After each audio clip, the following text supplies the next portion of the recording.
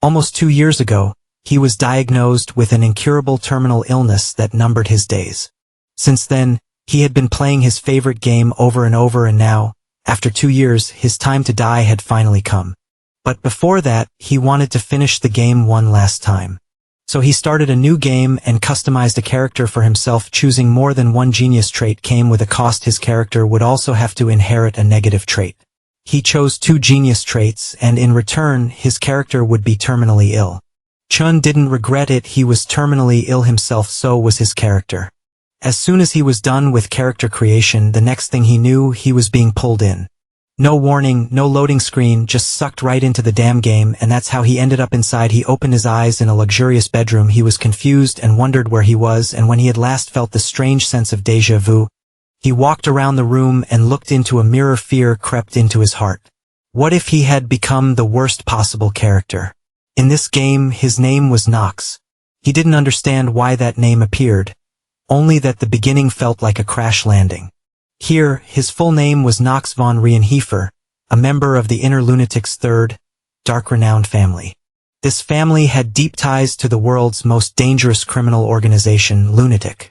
He was the youngest of 5 siblings in the Rienhiefer family. This bloodline had produced gifted children in both magic and swordsmanship for generations. Unfortunately, Nox was the only one born without talent. Our boy had come to resent the world for his lack of ability. In desperation, he made a forbidden pact with the devil, and thus became the most notorious villain in the Inner Lunatic story. Our hero was stunned to realize he had become Nox. He questioned whether this was just a dream. As this character, he was merely 14 years old. His elemental affinity was darkness. But when he opened his status window, he felt a flicker of happiness, until he noticed that his stamina was only at level 2. He then looked at his negative traits: void revelation, terminally ill, curse of the weak, and frequent sickness, which included symptoms like cold hands and feet. He was shocked. This was the very character he had customized earlier. He shouted in frustration. He had been terminally ill in real life, and now, in the game, he was dying again. This time, the character had only 1 year left to live. He couldn't remember why he had chosen that trait. But after thinking for a while, it came back to him. He had wanted to make a character like himself.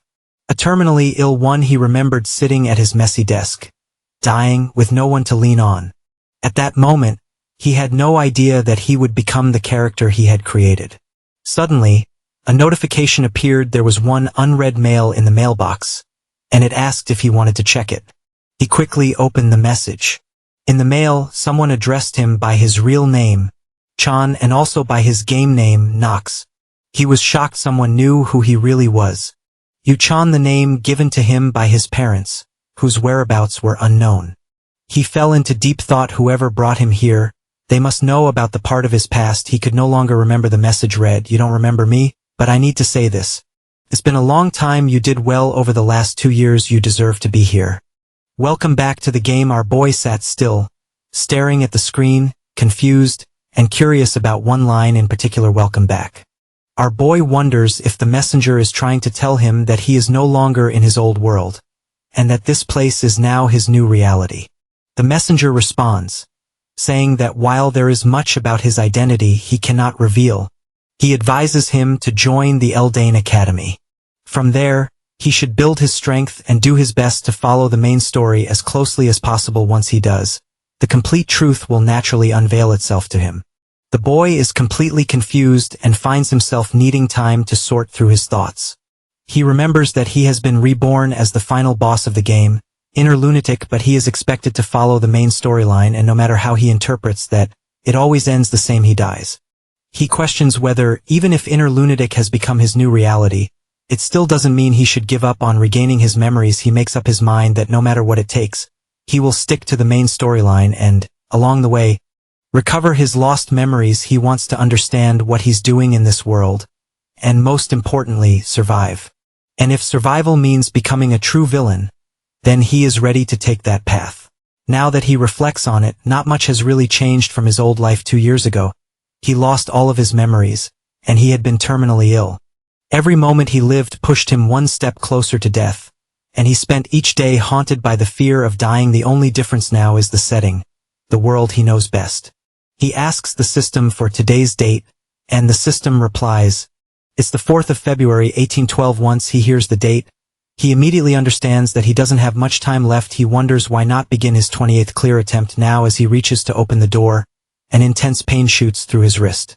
When he checks the system, it informs him that one of his negative traits has been activated. Due to the effects of constant illness, he has developed wrist inflammation level 1. The system advises him to rest properly and allow himself time to heal. This makes him angry. He mutters to himself, questioning what's wrong with this body. How can it be so fragile? While lost in his own condition, he bumps into a young female housemaid. She falls to the ground and immediately apologizes to the young master. He tries to recall her face. Her brown hair and light orange pupils seem familiar. He wonders if she is Rona. She begs for his forgiveness, insisting she has committed a grave offense by harming him. The only thing he remembers about her character is that she used to talk behind Knox's back. That's all he can recall. Still, he finds it hard to believe that such an innocent-looking girl would gossip about Knox. Even if Knox is a villain, he forgives her, but he warns her not to make the same mistake again. For a brief moment, he forgets the personality he's supposed to play and smiles at her, but it doesn't take long for him to realize he is supposed to be insane. He falls into silence, pondering the life he has chosen for himself. The maid timidly asks where her young master is planning to go so early. The young master replies that he's headed to the practice hall. All of the nearby servants are shocked upon hearing this. He then tells Rona to come along with him. Rona becomes excited but, at the same time, worries whether her master intends to beat her. As they walk toward the practice hall, Knox reflects on his situation. After experiencing what it feels like to die, he now knows for certain he doesn't want to die again. If he wants to survive, he must adapt to this new world quickly. That doesn't mean he has no chance. As someone who has played the game 27 times, he already knows most of the hidden mechanics.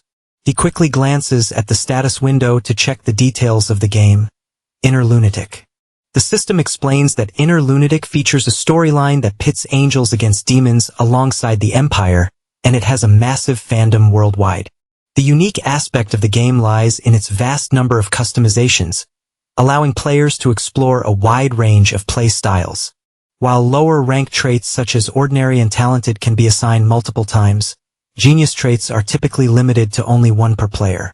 Our boy thinks to himself that Genius traits allow one to reach the peak of their field with ease, and yet somehow he possesses two of them. He knows that this game includes a concept called trait penalties.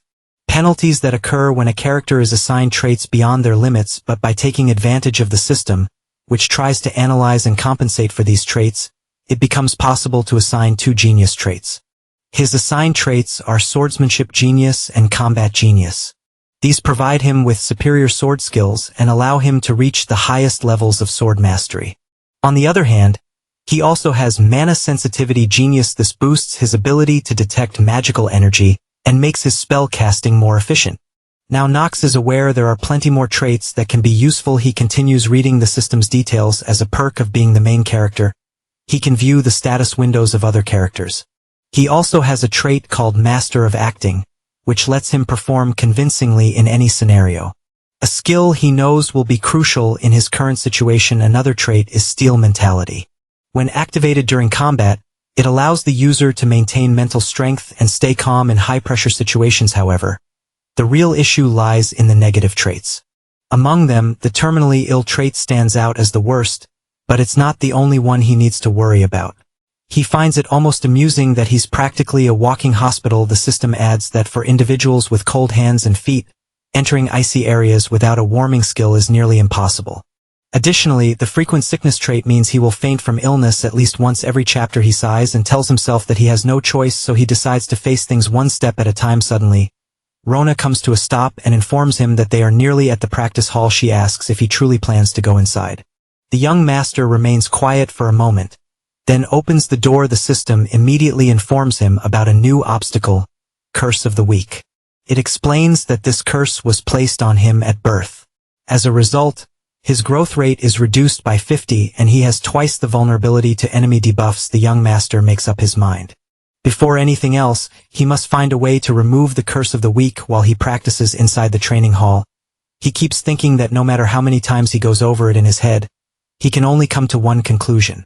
He's doomed. Just like reading the beginning of the story, That's the final thought he ends up with after thinking it through after reading all of it. He suddenly feels weak and collapses onto the floor. Now he knows his limit. He can't even swing a sword more than 10 times. He had no idea the curse of the weak would make things this hard for him. After resting for a while, he slowly gets back on his feet and starts looking around. He notices a large collection of weapons nearby. The system informs him that this is due to the origin of the Rienheifer family and suggests that he start with the sword. It also explains that when it comes to the Rienheifer lineage, there are many sayings that describe them well, but the most fitting title is the High House of the Blade and Darkness. They earn that title because of their unique sword skills that involve channeling dark attribute magic into their blades to cut down enemies. And it's all thanks to the Commander's Blade, also known as the Tyrannical Blade of Darkness. That very blade has been passed down through generations, from one family head to the next, and the tradition continues even now. Our boy starts wondering what all of that has to do with him. Aside from swordsmanship, there are many benefits to being born into a noble household, and one of the most obvious is wealth. Nox understands the true value of money, and he's honestly thrilled to have it. The Rienheifer family stands as one of the greatest noble families in the entire story, and that also means they're filthy rich. Even as their useless youngest son, Nox still has enough wealth to live the rest of his life without ever working a single day. And it's highly likely that his father Teo doesn't care whether he spends that money wisely or not. It's also true that Nox isn't someone who fits the image of a wasteful noble heir. His character archetype is already clear, but he's made up his mind to use every bit of it, all of it, until Rona finishes what he asked her to prepare. Still, he's a little worried that she might turn down his strange request a few minutes earlier. Rona had come to him carrying a wooden sword, a towel, and some water. She handed them over and asked if he was seriously planning on exercising. He asked her if anyone else was nearby and then told her to come closer to him. Nervously, she stepped back, wondering if he was about to hit her. He quickly calmed her down and told her to. He had something he wanted to whisper. After he finished whispering, Rona looked stunned. She told him that every one of his ideas was complete garbage. But he simply told her to shut up and figure it out. She agreed, but warned him not to yell at her again. Then she ran out of the training hall, saying he hasn't changed at all. Now, in the stillness of the training hall, he wonders how fast Rona will be, but he's fairly sure it should arrive by tomorrow. He drinks the tea she brought him and reflects on how he desperately needs a solution for this curse and his stamina issue. He never imagined it would be this overwhelming. Suddenly, the head butler, Robwell, walks into the training hall and greets him politely. For some reason, the sight of him takes our boy by surprise. The system immediately informs him that Robwell is one of the main managers of the Rienheifer estate and isn't someone he can handle carelessly. He's also the advisor to Nox's father and the family head, Tao. Our boy understands that dealing with Robwell might be difficult. He's aware that, in most situations, his father wouldn't pay attention to him, but now he wonders whether Robwell has sensed something off. He knows exactly how to approach this. Nox looks at Robwell and asks why he's here when he should be attending to his father instead. Instantly, he activates his trait, Master of Acting. Robwell responds, saying he's here on the family head's orders and has something to report. He informs our boy that he's been instructed to attend tonight's dinner. Our boy is confused. He hardly knows anything about this family. So it's strange. He looks at Robwell and asks if he's joking. It's genuinely surprising that his father suddenly wants to have dinner with him.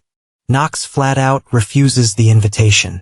The manager pauses for a moment, clearly wondering why the family head would issue such an instruction. Robwell then explains that a guest from the style in her family has arrived. She has come to receive night training, and if the young master doesn't attend the dinner, it will anger his father. That's when our boy understands it's not a request. It's a direct order. Robwell narrows his eyes and asks if something seems different about him today. Our boy hesitates and tries to read between the lines, wondering if Robwell is hinting at anything. The butler clarifies that Nox never used to pick up a sword, yet today he entered the training hall on his own. He calmly asks what led to this sudden change. Annoyed, our boy raises his voice and tells him not to ever dare overstep his bounds as a mere butler. Whatever he does, and for whatever reason, is none of Robwell's business. He emphasizes that he's in full control of his own choices. Robwell bows slightly and offers his apology. After that, the young leaves the training hall, still thinking whether Robwell had noticed anything suspicious. Meanwhile, the butler quietly decides to report the incident to the family head. Knox, not expecting such a tense encounter with the head butler, feels anxious. He wonders what consequences might follow, and glances over his shoulder to check if Robwell is still watching him. He tries to push away all the negative thoughts and begins thinking about the young lady from the Styliner family. What could her true purpose be in coming here? That night, inside the grand dining hall, his family members mock him as soon as he enters.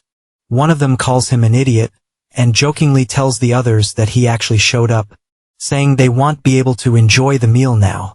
They even taunt him, asking if he still has regrets about this family, especially the twin brothers, Hartz and Alan. They don't hold back.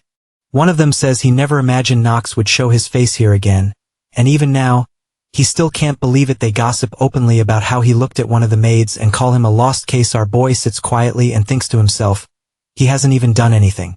Suddenly the door opens and his father enters, casually saying that it looks like everyone's here.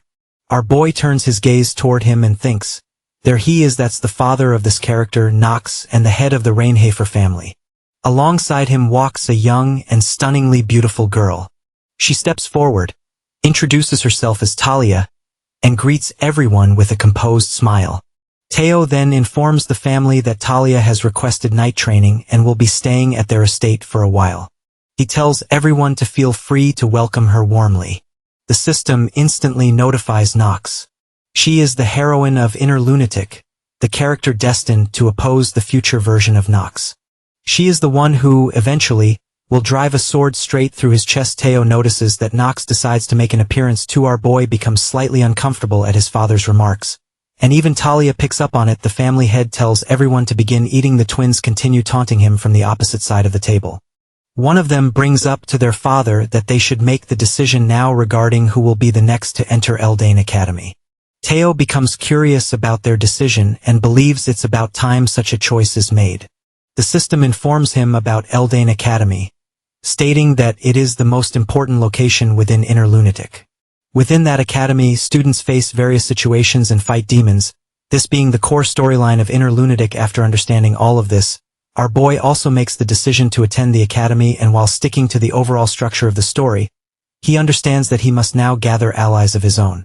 Their father announces that, as everyone likely knows, Eldane Academy only allows 3 individuals from each family to attend. This restriction is in place to limit the influence of nobles. Since he has already used the first 2 spots on his first and second sons, the Rainhafer family has only 1 remaining entrance ticket for the academy. Our boy is determined before he begins forming alliances. He knows he must do whatever it takes to obtain that final entrance ticket. Teo declares that this is why he has decided to follow their family traditions. Knox becomes excited and tells his father that it sounds like he's suggesting a battle between brothers. Their father is caught off guard, surprised that Knox is the first to react. Teo affirms the suggestion and mentions the date. It will take place 1 month from now. He continues by stating that they will determine their next academy attendee through a duel held in the practice hall. One of the twins tells him to keep quiet before he humiliates himself. The other mocks him, saying that weak fools like him, who've never even wielded a sword, stand no chance against them. Surprisingly, our boy remains calm and composed. He tells them they can talk all they want after they win. The twins grow furious and demand to know if he genuinely believes that someone like him can defeat them. Yet our boy stays focused. To him, this duel is simply another trial that he must overcome in order to secure the entrance ticket. He has no intention of letting their taunts distract or discourage him. Knox confidently declares that he will be the one to attend Eldane Academy. Teo watches his son's interactions, a little confused by what he's seeing. Talia, on the other hand, is visibly impressed by the young master's confidence and starts showing interest in him. This catches the attention of the twins and sparks a bit of jealousy. Knox quickly realizes that he has drawn the attention of someone he probably shouldn't have. After dinner, Teo sits in his office reading through Robwell's reports. He tells Robwell that, just as he had reported, it indeed appears that something about Knox has changed. Robwell agrees with this assessment. Teo reflects that had he not witnessed today's events for himself, he wouldn't have believed them. He wonders what exactly has caused this sudden change. He even begins to suspect that Knox might have been possessed by a demon. Whatever the reason may be, Knox has caught his full attention. The family head comprehends the situation and instructs Robwell to monitor Knox closely. Early the next morning, the young master is already in the practice hall. The maids gossip about the upcoming duel in 1 month. They also wonder aloud why running is the only thing he ever seems to do. Nox tries to grasp what the maids are talking about, but quickly realizes he doesn't possess the intuition for reading between the lines. The system then notifies him that his stamina stat has increased by 0.1. He is shocked by the minimal improvement. He chooses to run because his greatest weakness lies in his stamina. The system informs him that in order to unlock the use of swordsmanship and combat genius, his stamina stat must reach level 4. He notes that if someone weren't as weak as he currently is, they would be able to use it without any issue.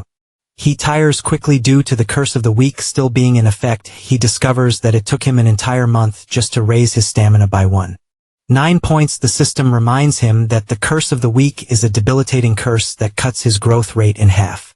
It becomes obvious why, despite running so much, he was only able to raise his stamina by 0.1. Adding to that, his terminally ill trait also halves his growth rate. He realizes that to keep up with others, he will need to exert 4 times the effort.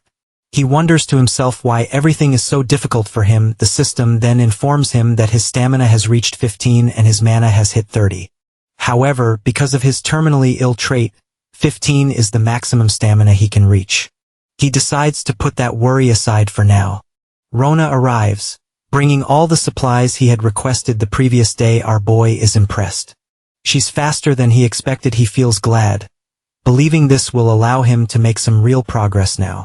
The only question remaining in his mind is how to break past the limit and reach stamina level 4. He looks over all the supplies Rona brought. He feels confident that using his own knowledge, he can resolve this. He mixes the ingredients together and pours the contents into a bottle. Rona, watching curiously, asks why he needs all of these items. The poison is difficult to handle, the ingredients are those most people avoid, and they are quite expensive. Nox tells her it's because most people don't understand how to use them properly. Rona is visibly surprised by this explanation. Nox then drinks the mixture he just created. Rona immediately becomes alarmed, knowing that it contains poison. The system notifies him that he has consumed the poison of the 3-headed gorgon, and as a result, his health will temporarily be increased by 1.5 times. At the same time, the system initiates a death counter. He has only 10 minutes left. Rona becomes frantic and wants to call the head butler, but Nox stops her. He then eats the core, something clearly not meant to be consumed, and Rona panics further, frightened by what she's witnessing. The system confirms that he has ingested the core of a golem and warns that his body will now begin to slowly petrify. Suddenly, another notification appears. The system announces that a hidden piece has been activated. The poison of the 3-headed gorgon is reacting with the golem's core. Our boy feels satisfied, knowing that everything is proceeding just as he planned. The system explains that normally, the golem's core is used to petrify individuals, rapidly boost defensive stats, or construct artificial golems. However, when combined with the poison of the 3-headed gorgon, a special reaction occurs. The gorgon's poison becomes diluted. Then comes the most critical message: the curse of the weak has been lifted. Nox is overjoyed to see this change. Rona, however, is still frightened and thinks her young master might die at any moment. But Nox knows there is still one more step remaining. He begins to unbutton his shirt, an action that terrifies Rona even more. Rona feels both anxious and curious, eager to understand what he plans to do next. To her surprise, he takes the poison and pours it over his head. The system promptly notifies him that he has used the dew of the remembering fairy, and the petrification effects caused by the golem's core have now vanished. It also reports that the dew is currently reacting with the core of the golem. To our boy, the entire process feels like an unusual kind of healing. The system goes on to explain that a hidden piece has been activated, and the user will temporarily receive the trait called Blessing of Growth. Everything unfolds just as Nox had planned. The system then displays the positive blessings he has just acquired. Now only one item remains for him to use, the Rapid Stamina Growth Scroll. He tears it apart without hesitation. The system confirms the action, stating that the scroll has been successfully used, and from now on, his stamina growth rate will be doubled. Our boy thinks to himself that he has finally eliminated the curse with the Blessing of Growth, suppressing the debuffs caused by the terminally ill trait, and with the scroll in effect, he knows that his current growth rate should be twice that of most individuals. This means he should be able to raise his stamina stat significantly faster. Suddenly he grabs Rona and kisses her. Shocked, Rona stares at him and questions internally whether the young master is truly all right. She yells at him, saying that he suddenly began taking off his clothes. She thought something was seriously wrong with his head. Nox then orders her to bring him a towel. Still confused and overwhelmed, she stands there, curious to understand what is actually happening to her young master. Nox considers that since the curse has now been lifted, perhaps he should go easy on her. He tells her that he is fine. Rona asks him if he's absolutely sure he'll be okay, even if she doesn't call the head butler, and wonders aloud if he shouldn't be resting instead. He assures her that everything is fine now. Still puzzled, she asks once again what he intends to do next. Our boy calmly responds that he's just gonna run in the garden. Our boy starts running, and Rona chases after him while carrying the towel in her hands. From her window, Talia watches the scene unfold, puzzled about why someone as weak as him would accept a match against his brothers. Her maid, Emma, gently reminds her not to stare so openly at the youngest son of Rienhiefer, explaining that it's considered inappropriate. But Talia remains confused. He doesn't even carry a sword, he just runs around all the time. She recalls that even the other knights of Rienhiefer have offered to train him, but he turned down all of their offers. She's convinced that in 1 month he'll be beaten, and that will be the end of it. Despite herself, she feels concerned about the young master. Unable to suppress her feelings, she tells Emma that she'll be right back and head straight to Nox. Our boy is taken aback and wonders why she came looking for him. He bluntly asks what she wants from him. Talia, slightly offended by his cold attitude, wonders what's behind his behavior. Still, she tells herself he's simply too stunned by her beauty to respond properly. She then questions him, asking if he's really certain he can defeat his brothers. And is that the reason he accepted the match? Does he truly believe that just by running around like this, he has a chance? Rona silently agrees with Talia's doubts. Talia offers to help him, but only if he's willing to accept it. He rejects the offer outright and tells her to get lost, saying he has no interest. Furious, she asks if this is how he treats someone offering assistance. Rona advises him gently that if he talks like that, girls are bound to dislike him. Annoyed, Talia snaps that he can forget her offer and just do things his own way then. Rona sighs, saying this just makes things unnecessarily complicated. Our boy proceeds to check Talia's information using the system. He reads her traits in detail. No matter how he analyzes them, he realizes that she possesses incredible talent. In Inner Lunatic, most grown men have a stamina stat of around 4, but hers is remarkably high. Although it may not yet compare to the 3 swordmasters on the continent, or the potential held by one of the 4 great mages, he sees that at the very least, she has the capability to reach such levels in the future. He concludes that she should be capable of killing several demons, especially with her fire attribute. He's also aware that the fire attribute magic Talia uses will eventually awaken into white flames, flames that are used to burn the demonized Nox in the future. He reflects on the consequences. If he manages to make Talia his ally now, the story of the future will be altered far too much. So he resolves to find a way to stick to the original storyline while avoiding death. Still, he wonders if it's even possible to get along with someone destined to kill him 1 month later. Inside the training hall, Nox's twin brothers admire Talia's sword skills and compliment her on how quickly she learns. Alan comments that this is exactly what he expects from a member of the Stillreiner family. Hearing her family name brings back memories of her sister, who is far stronger and more skilled than she is. Talia remembers the time her sword broke during a match. She questions whether she can truly become a knight. Her thoughts drift to the lessons ingrained in her. A knight must never be driven by greed, must live modestly, and must be ready to sacrifice themselves for the greater good. Above all, a knight must master the sword and its form to become worthy of the title. Talia also wonders whether Nox can realistically defeat his brothers, who've trained for years just by doing cardio exercises. In her mind, it's not possible. The next day, a crowd gathers to watch the match. Our boy and his brother stand face to face. Their father, along with other elders, and Talia takes a seat on the balcony to witness the duel. Teo turns to Rodwell and asks what he thinks the outcome of this duel will be, but before Rodwell can respond, The referee steps forward and formally announces that the duel to determine who will gain the right to enter Elden Academy is now beginning. Both brothers stand tall, ready, swords in hand, prepared to fight a few moments earlier, when Teo asks Rodwell about the possible outcome of the duel. Rodwell tells him that, considering young Master Alan's past performances, he thinks it's a given that Alan will win. Teo agrees with him. The head butler then wonders if Teo is expecting something else, because while he acknowledges that it's true young Master Nox has changed, he still doesn't believe Nox will win. To him, that would be outrageous and impossible. The head butler himself once walked the path of a knight beside the patriarch. He knows the art of the blade can at times be ornate, but other times it's very simple. How long one has trained and how seriously they've pursued their craft determine their level.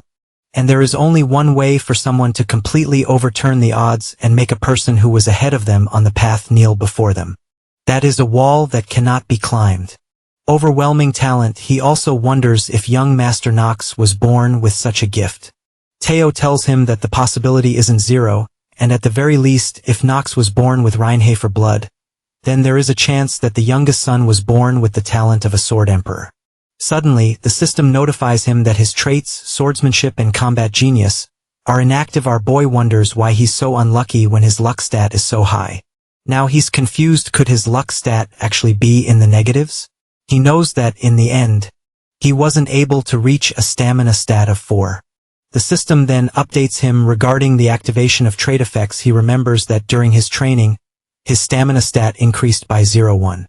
He feels slightly relieved knowing that his stamina is now 38 while he's running to improve his stamina. Rona asks if she really has to keep running with him. He smiles at her and says that it wouldn't be fun if she didn't, and who would take care of him if she didn't. Nox then returns her towel and tells her to rest for now. She stays quiet and looks at him with anger. Nox gazes into her eyes and tells her that she just cursed him in her mind. She denies it in truth. Our boy is impressed by her stamina. He looks at her details in the system and confirms his suspicion. Her stamina is 45. He's surprised to see that a maid is stronger than the average man and wonders what's going on with the Reinhafer family. He feels somewhat happy knowing that her starting stamina stat is higher than his, even though he's been training his ass off for a month just to improve this one stat. Still, it's a little upsetting for him. Rona informs him that it's already evening and since the duel is tomorrow, he should get some rest. Now, inside the training hall, both brothers stand facing each other. His brother taunts him, saying why doesn't he just give up? Even if he is the shame of the family, he's still his younger brother and Alan can't beat him up too hard now. Our boy responds that his brother doesn't look like someone who wants him to give up. Alan tells him that he's right and to be honest, he wants to impress the daughter of the Stillreiner family and he believes Nox will help him with that. Nox tells him he's not sure if that's a good choice. Our boy knows that Alan's stamina stat is 8. Alan then asks if he has a crush on her too. Our hero knows that he can't defeat Alan using ordinary methods. The referee announces that the duel for the admission ticket to Elden Academy is about to begin. He also informs both brothers that they must accept whatever the result may be and that objections will not be tolerated. Our boy feels a little nervous because he knows it's all over if he loses here. He needs to find his memories and he still has to figure out who the person was that sent him the letter. He also knows that after the 1-year grace period, he will die. The referee asks them both if they are ready, then signals them to begin the fight. Alan is the first one to attack and our boy defends himself so well that even he appreciates his own defensive skill to Nox. This is the only consistent thing in the damned inner lunatic game. Both strike at each other with balance and skill. Our hero knows that if he loses here, he will have to give up everything, but if he wins, he can have it all during the fight. The system informs him that his stamina stat has increased by 0.1. Alan taunts Nox, suggesting maybe he hit his head too many times and says perhaps he'll feel better once he hits him some more. Facilia, who is watching the duel from the balcony, thinks to herself that worrying about how the youngest had changed was pointless. She simply wants the last child from this family to enter Elden Academy to be her son, Alan. She dismisses Nox's skills as pathetic. Teo tells Rodwell that he was looking forward to seeing how Nox had changed and now wonders, is this all he can do? The head butler asks if he should stop the duel. He explains that if they let it continue, young Master Nox will take a long time to recover. Teo replies that Alan and Hartz's talents are good, but not that good, especially when compared to his first son, Garen. They lack the ability to put everything beneath their feet. to dominate their opponents with the overwhelming power of the dark sword of domination. He wonders who that power will be passed down to. That thought saddens him, and he instructs the head butler to stop the duel. During the fight, the system once again informs Nox about a rise in his stamina stat. Suddenly, the system confirms that his traits, swordsmanship and combat genius, have been activated. Our boy is already exhausted, but he's happy to have regained his traits. Alan asks if he's lost his mind. Nox immediately activates his skill, the Hour of the Genius. Our boy remembers hearing somewhere that geniuses and the talented each have their own hours during the day. He's glad that this is the genius hour. To him, everything appears to slow down. Thanks to this skill that alters his perception, the world seems to move in slow motion. He understands that perceiving an enemy's movements as slower and him moving faster are two very different things. He knows it will be difficult to fully utilize this skill, but now that his traits, swordsmanship and combat genius are active, it's over for his opponent. With a quick and powerful swing of his sword, Nox knocks Alan's weapon to the ground. That one move proves his unwavering determination to win. Alan's sword falls to the ground and Nox appears victorious. The young master shouts that it's fun. Alan remains frozen in shock. The swordsman knows he still can't afford to lower his guard. Not yet. He's well aware that the duration of the skill is only 5 minutes and he must finish this within that time frame no matter what. He tells his brother that he had been going easy on him until now, but says it's gotten boring and suggests they end this as quickly as possible. He then challenges him to come at him with everything all at once. Nox turns to his father and asks for permission to face both of his brothers simultaneously. Not only his father, but everyone observing the duel is taken aback by his confidence. Talia watches in confusion, wondering what he's doing right now. Their father notices a shift in his energy. It's clear his vigor has changed, and it feels like he's hiding something. Choosing to observe a little more, he allows the two-known spar to proceed, but just then, Facilia yells out, demanding they stop. However, Teo steps in and orders them to begin. Alan picks up his sword again. Hearts, seething with anger, growls about how dare this brat humiliate them in front of their father. He warns Nox to be ready. Both twins launch their assault together. At first, the young fighter focuses on defending himself, but soon he switches to offense. Alan quickly urges his twin to move closer to his left side. But Hearts, blinded by rage, refuses to listen. The system notifies the swordsman that, thanks to the special effect of Hour of the Genius, the proficiency of the Dark family's low-grade swordsmanship has increased. He's pleased to hear it now. He can even track their sword movements with his incredible speed and relentless attacks. He lands a hit on Alan's shoulder. Talia is stunned by the sheer speed and wonders how on earth he managed to pull that off. Alan looks at him in disbelief, thinking that even the shame of the family could evolve this much. All those watching wear that same curious expression. Hearts scolds his twin, telling him not to get distracted in the middle of a spar. Soon, both brothers begin to tire, and then the young master unleashes his full power.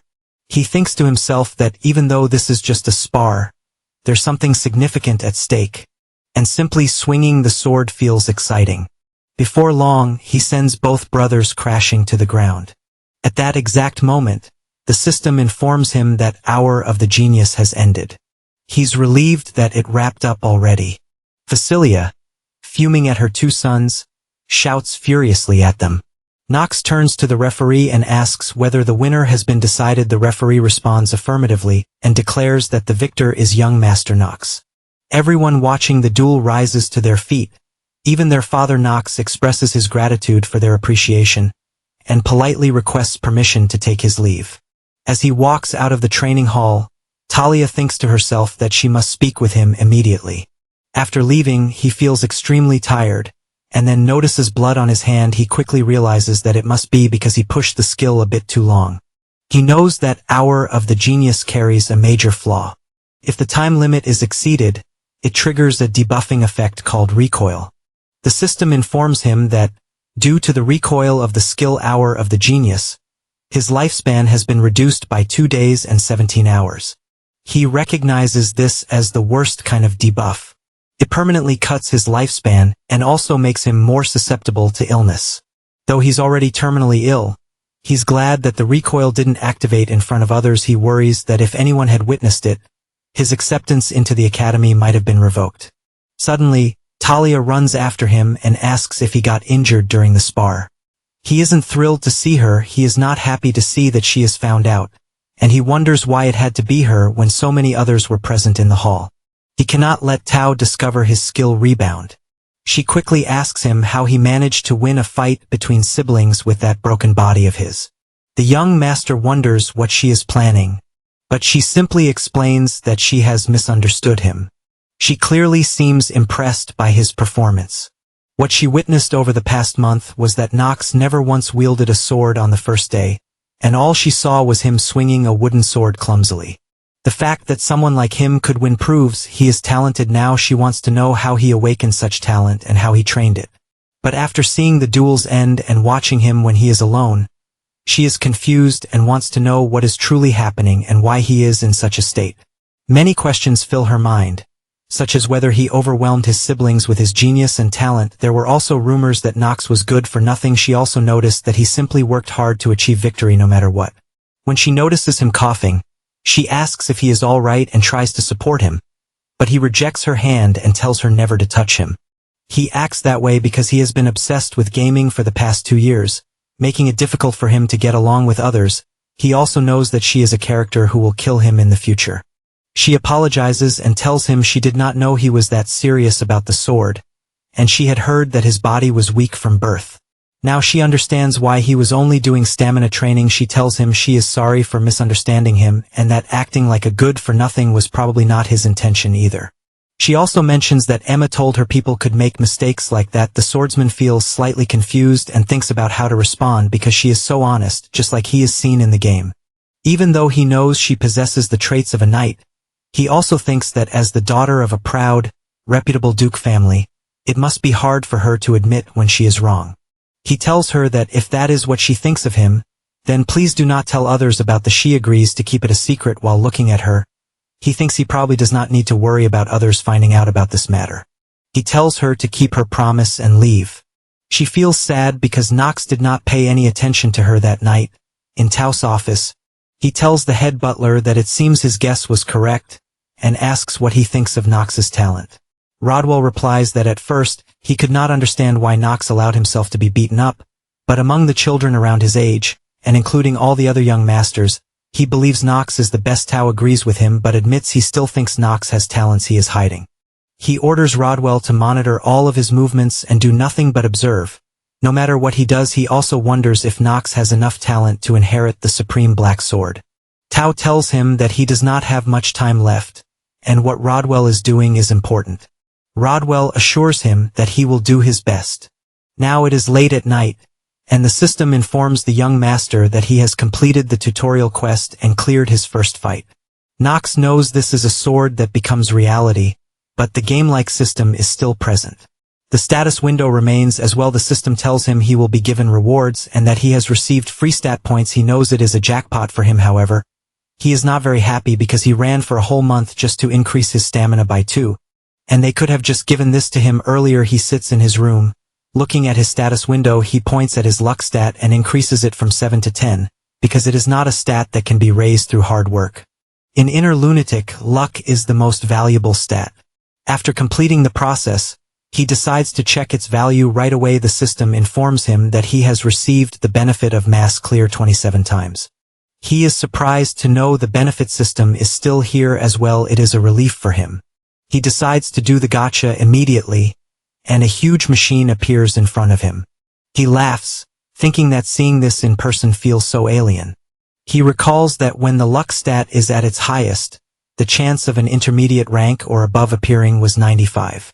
He looks at the different ranks, seeing 3 of them, with the advanced rank being gold and the highest rank being rainbow. He wants to get gold or above. The machine starts its process, and a gold rank is delivered into his hands. It is a gold letter. The swordsman opens it, and the system congratulates him for obtaining an advanced trait. The supreme ruler's awe. He cannot believe he actually got it. The system shows him the complete information of the skill. It is a super jackpot for him to think he would get a debuff skill, but he still has another reward. It is a one-time use skill confirmation voucher, and the system asks if he wants to use it now. He thinks that the skill he will obtain from this is already decided. It is one of the hidden pieces that can be obtained in the Rienheifer family, and in order to get it, he needs that skill. He knows Tao will soon gather all the siblings at the estate, and that is when he will use it. He wonders if it is almost time for him to return to the Rienheifer estate, since it has been a while since the graduation ceremony of Eldane Academy ended. Vaughn, the second son of the Rienheifer family, should be traveling around to train as a knight. He suddenly remembers that he needs to find the hidden piece and handle grain. There is no time to rest at all. The only fortunate thing is that he probably does not need to worry about Talia anymore. He is confident she is not the type of character to break her promise, and there is no reason for her to approach him either. In the morning, he reaches the training hall and finds Talia already there waiting for him. He had already thought about this last night. He asks her if they did not settle everything yesterday already, and what she wants from him. She wants to know how he became so strong so quickly. He asks her if she has been secretly watching him train for a month, and she begins walking away from there. She pleads with him for at least a spar and insists that he could at least tell her how he trains. He remembers that Talia was a character who always wanted to be recognized by her sister. Turning back to her, he tells her that before asking him something like that or thinking about how she should train, she should first consider the talent she possesses. The young swordsman has never comforted anyone before, and he wonders what else he should say to her. After a brief pause, he advises her not to compare herself to others. Then he leaves the training hall. She feels sad and is almost in tears because he just walked away. While walking outside the training hall, he wonders if she will come after him, or if she will stay where she is. He also thinks there is no need to let her witness him earning the hidden piece when she might end up killing him. As he continues walking, he reaches the Rienheifer family barn and sees a large number of horses gathered there. He knows that this place is famed for raising the best horses on the continent there. His father and twin brothers await him, and the head butler welcomes him. His father tells them that he is sure they all know why he has called them there. He tells them that from now on, they will each choose the horse they will be with forever. The young master already knew this and had been waiting for this moment. He remembers reading that horses are considered the holiest animals both on the continent and within the Rienheifer family. If they have decided to become a mage or a knight, they choose a horse when they are young to have as a lifelong companion. He knows that Eldane Academy teaches horse riding, and that the later parts of the game include many large-scale wars. If the horse he has dies, he will have to raise a young horse again. Plus, transportation magic is extremely expensive. He is not happy that horses are such an important mode of transportation in this game, but now he decides to choose the best horse. Their father tells them that since Nox won the duel, he can choose first. Teo warns him that he will give him just one chance.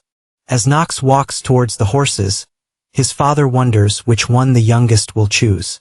He notices that all the horses are quite cute and good ones. After observing them, he finds one horse that is a different color from the others. He points at the horse and tells his father that he will choose this one. Everyone goes quiet and his father tells him that he will give him another chance. The young swordsman wonders why he is being given another chance and thinks it shows just how bad of a decision they think he is making. Actually, he is loading the target stat window. After some time, the system activates and provides him with all the details about his chosen horse. He notices that its rank is high, and most summon creatures are divided into ranks depending on their growth. They can rise more than one rank. He knows this means the horse can at least become the highest rank, and on top of that, it is an obsidian. His system tells him it is the rarest kind among the many out there, and the name refers to the type of igneous rock. He thinks if the patriarch knew this, he would have taken this horse himself.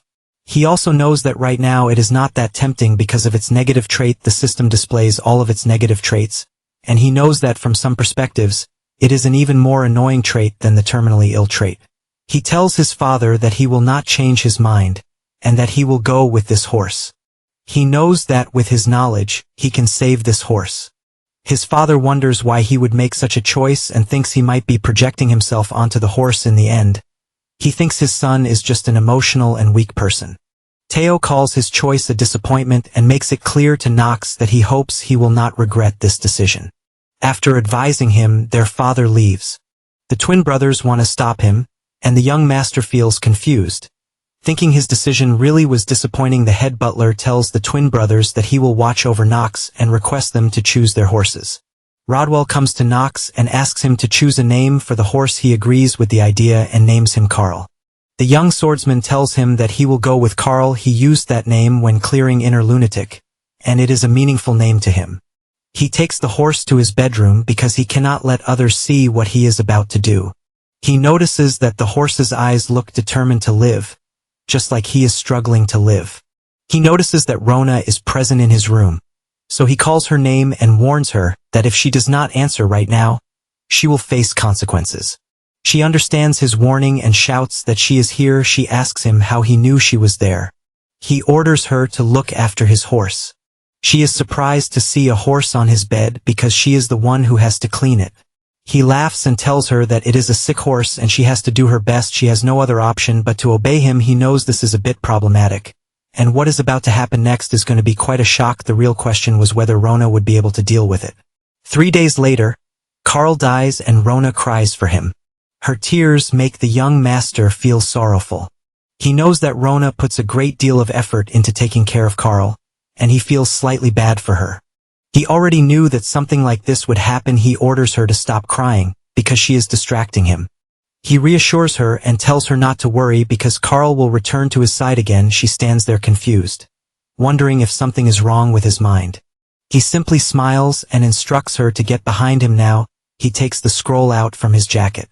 Placing his hand on the scroll, he infuses it with his mana. Something magical begins to occur, and she becomes surprised to see that he can use mana, immediately warning him that this is illegal here. The first time, he is unable to control his mana properly, so he tries again and warns her that if she keeps distracting him, Carl will die once again, and this time, it would be her fault. He explains to her that he has become someone who has not yet awakened his trait of genius of mana detection. In this empire, using mana below the age of 15 is forbidden, unless one is from the imperial family. Because of this, compared to other students who begin learning mana control later, the descendants of the imperial family are several times more proficient in magic. The only thing he can do right now is pour as much mana as he can into this scroll. At this moment, he begins to feel a faint energy emanating from his palms. He knows that this is mana. He finds it interesting because this scroll is a one-time use energy voucher. And this time, he cannot afford to make any mistakes from now on. The magic he will be using is black magic. The system confirms that the skill, Book of the Dead Necromacron, has been obtained. The system also informs him that the target, Carl, can be revived as an undead. He remembers reading from the system that within Interlocatic, there are 2 types of beings possessing the trait of an undead. The first type are beings brought back to life through black magic or dark mana. And the second type are those revived without an ego, reborn as stronger beings. He also knows that such beings would remain blindly loyal to their master, almost to a fault. However, the problem is that there is only one family known to revive corpses as undead, and that is the Dark family, the Marvis family. While Rienhafer is also a dark family, it is a night family, whereas the Marvis family are black mages who control the undead. In that case, he wonders, shouldn't players who do not belong to the Marvis family be unable to use their skills at all? He knows the answer is no because of the one-time use skill selection voucher he obtained from it. He received the Necromacron, also known as the Book of the Dead. Rona becomes shocked when she sees dark blood begin to flow from the young master's mouth. But he wants to push it a little further. Suddenly, he notices that his mana is running out. At that moment, Carl comes back to life. The system confirms that he has activated the skill successfully. Carl is now stronger than before. The system informs him that his pet Carl has been revived as an undead. He feels delighted to have achieved the skill successfully now. He looks at Carl's traits within the system. He is surprised to see that Carl is much more improved than before. However, Carl has some negative traits as well. He tells Carl that he will be his master from now on. And Carl behaves in a way that shows he completely understands his master.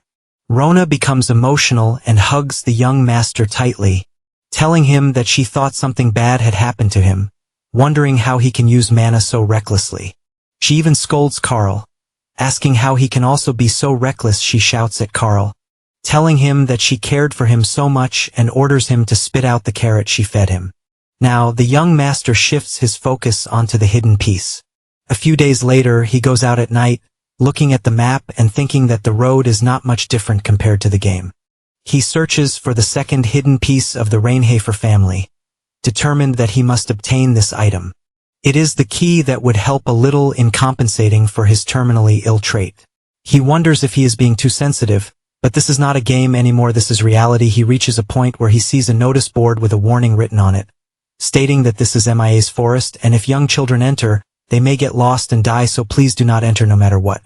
He thinks to himself that he does not want to die a second time. The system warns him that he has entered the missing child's forest, and that failure to clear this place will result in death. In reality, the missing child's forest lies within Rienhafer's territory, a forest where entry is prohibited. Due to the darkness and thick fog, no matter how skilled a ranger or pathfinder is, they would still have trouble finding their way around here. He discovers that it is just like its name suggests, a place that causes everyone to get lost like a child. But he also knows there is a different meaning to it. Even if a fully grown adult kills a monster in this forest, they will not be able to obtain any artifacts. Additionally, the difficulty of monsters increases if the intruder is an adult. He remembers that he died a few times here while trying to find the right way to clear it. That is why the difficulty rating of the missing child's forest is at least 25 stars, with 5 stars being the maximum. Since this is a game where the difficulty is the worst, he recalls how hard he tried to clear it without knowing what items would appear. Now that he thinks about it, this is the perfect place to find an item suited for his terminally ill trait. Lighting his torch, he begins searching the forest. He knows that the crucial key to clearing the missing child's forest is the direction of the smoke. To be precise, it is the opposite direction from where the smoke is heading. He shouts loudly, asking how long the person intends to keep hiding and suggesting that they reveal themselves. Now looking around, he finds no one there and wonders if the person is planning to hide until the very end. Right now in the palace, Talia is still thinking about him and cannot believe that her beauty had no effect on him. She is completely unable to understand this at all. Suddenly, her maid Emma requests her to please stop following young Master Knox around. Emma also tells her that if she keeps doing this, she herself will end up getting scolded. Talia calms her down and guarantees that she will make sure Emma does not get fired from the family. Emma explains to her that this is not what she means. Emma thinks that young Miss Talia is already talented enough for everyone to respect her as the next matriarch. And if only young Miss Chell was not around. She also wonders why Talia feels so inferior to her own sister and is being so impatient. Emma leaves her room, hoping that Talia has probably given up and is sleeping now. However, when Emma checks her room, Talia is already gone. Emma wonders if she went to find young Master Knox quickly. Emma wakes everyone up in the palace. Talia actually manages to find Knox in the forest, which shocks him. He asks her what she is doing here. Suddenly, the young swordsman senses danger and tells her to get behind him. Both of them are startled to see a gray wolf approaching. He wonders if this forest is part of the gray wolf's territory. Talia realizes that she only has a dagger with her right now. The wolf begins circling around them and signals others to join him. Suddenly, the gray wolf charges at them. She feels terrified, but he remains confident, staring at the charging wolf. He steps forward and with a single swing of his sword, kills it instantly. She is deeply impressed, and thinks that although it was only one wolf, he managed to defeat it so cleanly. Knox looks at her calmly and says that he will ask her again what she is doing here, because he thought his brothers would be the ones to follow him. She simply smiles, and when she notices a night stroll in his hands, she wonders why he has it. He demands her answer and threatens to leave her alone here if she does not respond. Walking towards him, she grabs his hand and tells him that she is not doing anything strange actually. It is just that he suddenly became so strong, and she thought about wanting to become strong like him. She explains that she looked out the window and saw him there, and she was curious about where he was going. As expected, she believed he had some kind of special training method. She tells him this is why she followed him, and upon seeing this forest, she jumped into it without thinking. Knox becomes certain of 3 things now. First, she thinks extremely highly of him. Second, she is not hostile towards him, which is a relief. And lastly, she is just a kid who does not understand how dangerous it is to follow others late at night. The young swordsman smiles at her and thinks that since she is one of the core characters, he cannot just leave her here. He tells her to follow him for now. However, he makes it clear that he is not trying to help her, but is simply resolving this situation so that his family does not end up in a bad spot. She accepts her mistake and apologizes for it. He hopes that she probably will not do anything dangerous again. She thanks him for saving her life, and just as she is about to say something, they notice a large number of wolves staring at them. The young master orders her to get away from him and hands the burning torch over to her. He instructs her that she should be on her way home as he swings his sword at the wolves. He considers that there are some unexpected variables he needs to focus on again.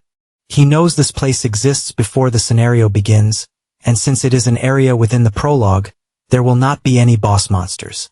However, an elite monster one rank below a boss will appear here, and it will be an evolved form of the Grey Wolf. He just cut down the elite Grey Wolf. But simply knowing who his enemy is does not mean things will go smoothly for him. He slashes at the wolves and starts killing them. The wolves continue their attacks against him, and he continues cutting them down. He recalls the words he always repeated in times like this. Back when he was Chan and played inner lunatic, was he really the weakling? Talia watches him killing countless wolves and wonders if he has yet to reveal his full strength. Since his sword technique had looked even more amazing when he fought his brothers, she also questions whether he has killed grey wolves before. Meanwhile, Nox considers that she is still very weak. A very large grey wolf appears before him, and he recognizes it immediately as the elite grey wolf. Soon, many people from the palace head into the forest to search for them. They find their footprints near the forest, and it becomes clear to them that Nox and Talia have entered. Emma is among the search party and urges them to go in immediately. However, Rodwell rejects her idea and calls it foolish. Emma demands to know why he does not want to go in.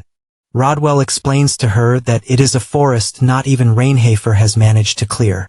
The system shows that the missing child's forest is ranked as one of the highest within the Rainhafer family territories, and while the Rainhafer family is known to be the strongest dark family in the south, the fact that there is still a forest they are unable to clear is basically like saying they are incompetent. Furthermore, the reality that only children who have not become adults can enter the forest, and that the forest can only be cleared successfully by children, has not been made known to them yet. The head butler wonders why the young master entered the forest. He does not think the boy was bewitched by a mind-controlling monster. Observing the tracks, he notices that Nox definitely moved with care. There are also no traces of anyone getting past the strongest mana barrier of this estate, which means the young master entered the forest intentionally. He admits to himself that he was wrong and can no longer deny that Nox is not the same weak and frail young master as before. Rodwell informs Emma that there is only one way for the two of them to return. The young master has to use his wisdom and find a way out of the forest. Emma becomes emotional, tears filling her eyes, as she blames herself for causing her young miss to die. On the other side, the young swordsman continues killing the wolves. He notices Talia pulling out her knife and he thinks she has not lost her focus despite being scared. He advises her not to attack unnecessarily since she might get hurt and tells her to just stay out of this. He also instructs her to save her strength and use it to run away if she gets attacked, as only then can she slightly increase her chances of survival. He knows that killing an elite wolf is not particularly dangerous since it is only rated at 2.5 stars. He simply wants Talia to remain vigilant and able to react to her surroundings. Looking at her, he observes that she has learned well, even though she is not yet at the level where he can trust her to cover his back. He quickly activates Hour of the Genius. He intends to use this skill to kill it in a single strike. As the elite Grey Wolf leaps at him, he manages to slay it instantly. He then notices that the other wolves have stopped, but suddenly they start attacking him one by one again and he continues cutting them down. This time, the wolves are so ferocious and aggressive that Talia becomes worried for his safety. She thinks that even though Nox did tell her to run away if it became dangerous, she cannot bring herself to do that now. So she climbs up a tree. Finally, he asks her if she plans on helping him. Talia asks if he is injured. He knows it's pointless to call her for help, so he assures her that he's fine. Yet he understands this is not the time to be careless. She feels relieved that Nox isn't hurt. He grows uneasy, realizing he just showed her his pathetic side and the recoil from his skill has already arrived. He knows it's not over yet. He notices the elite wolf finally rising to its feet. At first, the elite wolf circles him, observing his every move. Then, all of a sudden, it charges at Nox at full speed, but the elite wolf employs a strange technique first. It runs away, then abruptly reappears, leaping onto him and injuring his shoulder before retreating again. The second time, it repeats its attack in exactly the same manner. The young master thinks it's supposed to be a 2.5-star monster, but the elite wolf is far more intelligent than he expected. He realizes he needs to revise his approach. He also notices that this elite gray wolf is smarter and more cunning than in the game. He knows it is hiding now, watching him, waiting for another chance to strike. The last 2 attacks took him completely by surprise. He regrets not recognizing its intelligence earlier, when it was commanding the other wolves, and to think it would even exploit the terrain and geographical advantages. He knows he needs to raise his guard first. Suddenly, the elite wolf attacks again, and this time Nox lands a hit, but it has no effect. It seems like the wolf had been waiting for him to attempt a large swing and reveal an opening. The elite counters immediately, and the swordsman fails to predict it. He wonders if he got too excited just because he has cleared this game multiple times. He knows that was a foolish judgment. Then, out of nowhere, Talia's dagger pierces its eye. He thinks that if the elite wolf can create openings, then so can they. The person who created that unexpected variable was Talia. Seizing the opportunity, he slays the elite gray wolf with a single swing of his sword. Talia notices 2 other wolves observing their battle, and when Nox manages to kill the elite, they retreat. Watching this, she descends from the tree and runs toward him. She wants to know if he is all right. He tells her he survived only because of her, and thanks her for it. After expressing his gratitude, he wonders if he just thanked the enemy who will kill him in the future. But for now, it's not his concern. She asks if he got injured just now, having noticed some large wounds on his shoulder. He replies that it's only a slight wound, and there is nothing to worry about. She feels relieved that he isn't hurt elsewhere. Suddenly, a tiny spider jumps onto her shoulder, and she screams that it's another monster. She quickly leaps into his arms and clings to him tightly. She tells him there is a spider and clings to him tightly. The young master wonders how long she intends to hang on to him. He is also curious whether she is truly afraid of the spider, or if she simply wants to hug him. He casually flicks the spider away and questions her, asking if something like a spider scares her. Then why on earth did she follow him into the forest? She asks if he isn't scared of spiders. The swordsman responds that with fear like that, she definitely won't be able to become a knight. Upon hearing this, she becomes angry and steps back from him. He smiles, thinking that finally she let go of him. He knows he survived only because of her, but he feels hesitant to say this, since she might suddenly scream.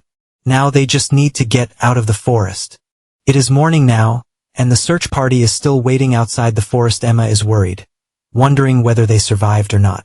She feels anxious, thinking that Miss Talia's disappearance could create problems between both families. Rodwell reflects that since many children in this area go missing within the missing child forest, there are people who secretly claim that the Rainhafer family is incompetent. Suddenly, Emma points towards the forest and informs the others that the fog of the forest is beginning to lift. Now they see that the missing child forest has been cleared.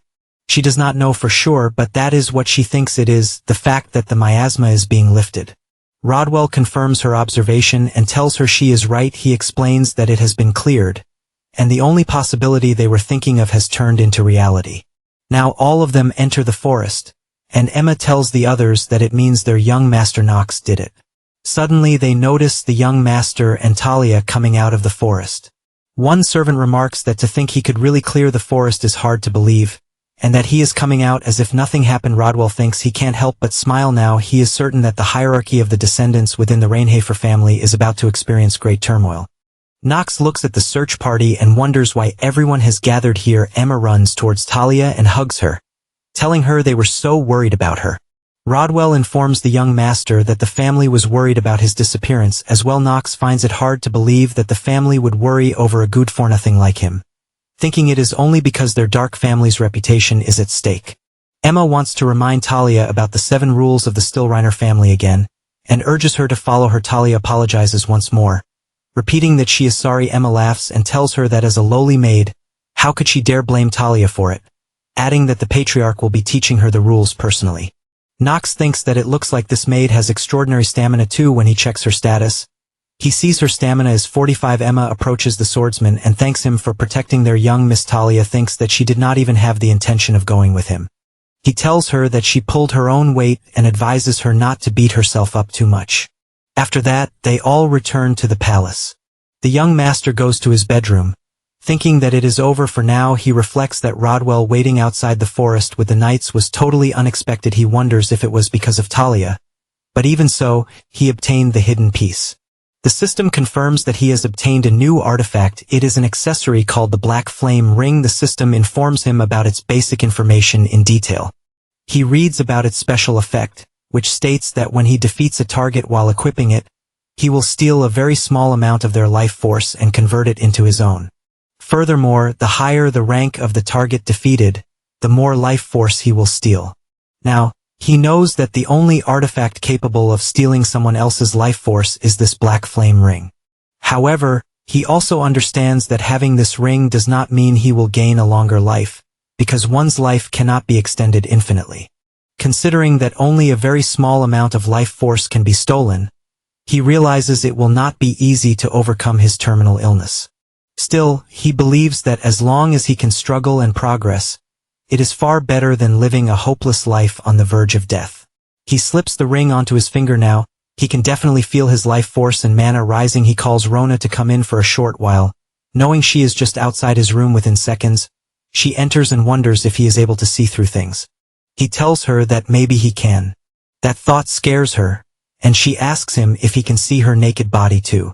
The young master becomes angry and shouts at her, demanding to know what on earth she is talking about. Then flicks her forehead with his finger. She tells him that it hurts, and wonders why his finger flick feels even more painful than usual. He tells her to stop talking nonsense and offers to arm wrestle again. She asks him if she wins again this time will he really increase her salary? He agrees and asks her what if she loses. She also bets 20 of her salary.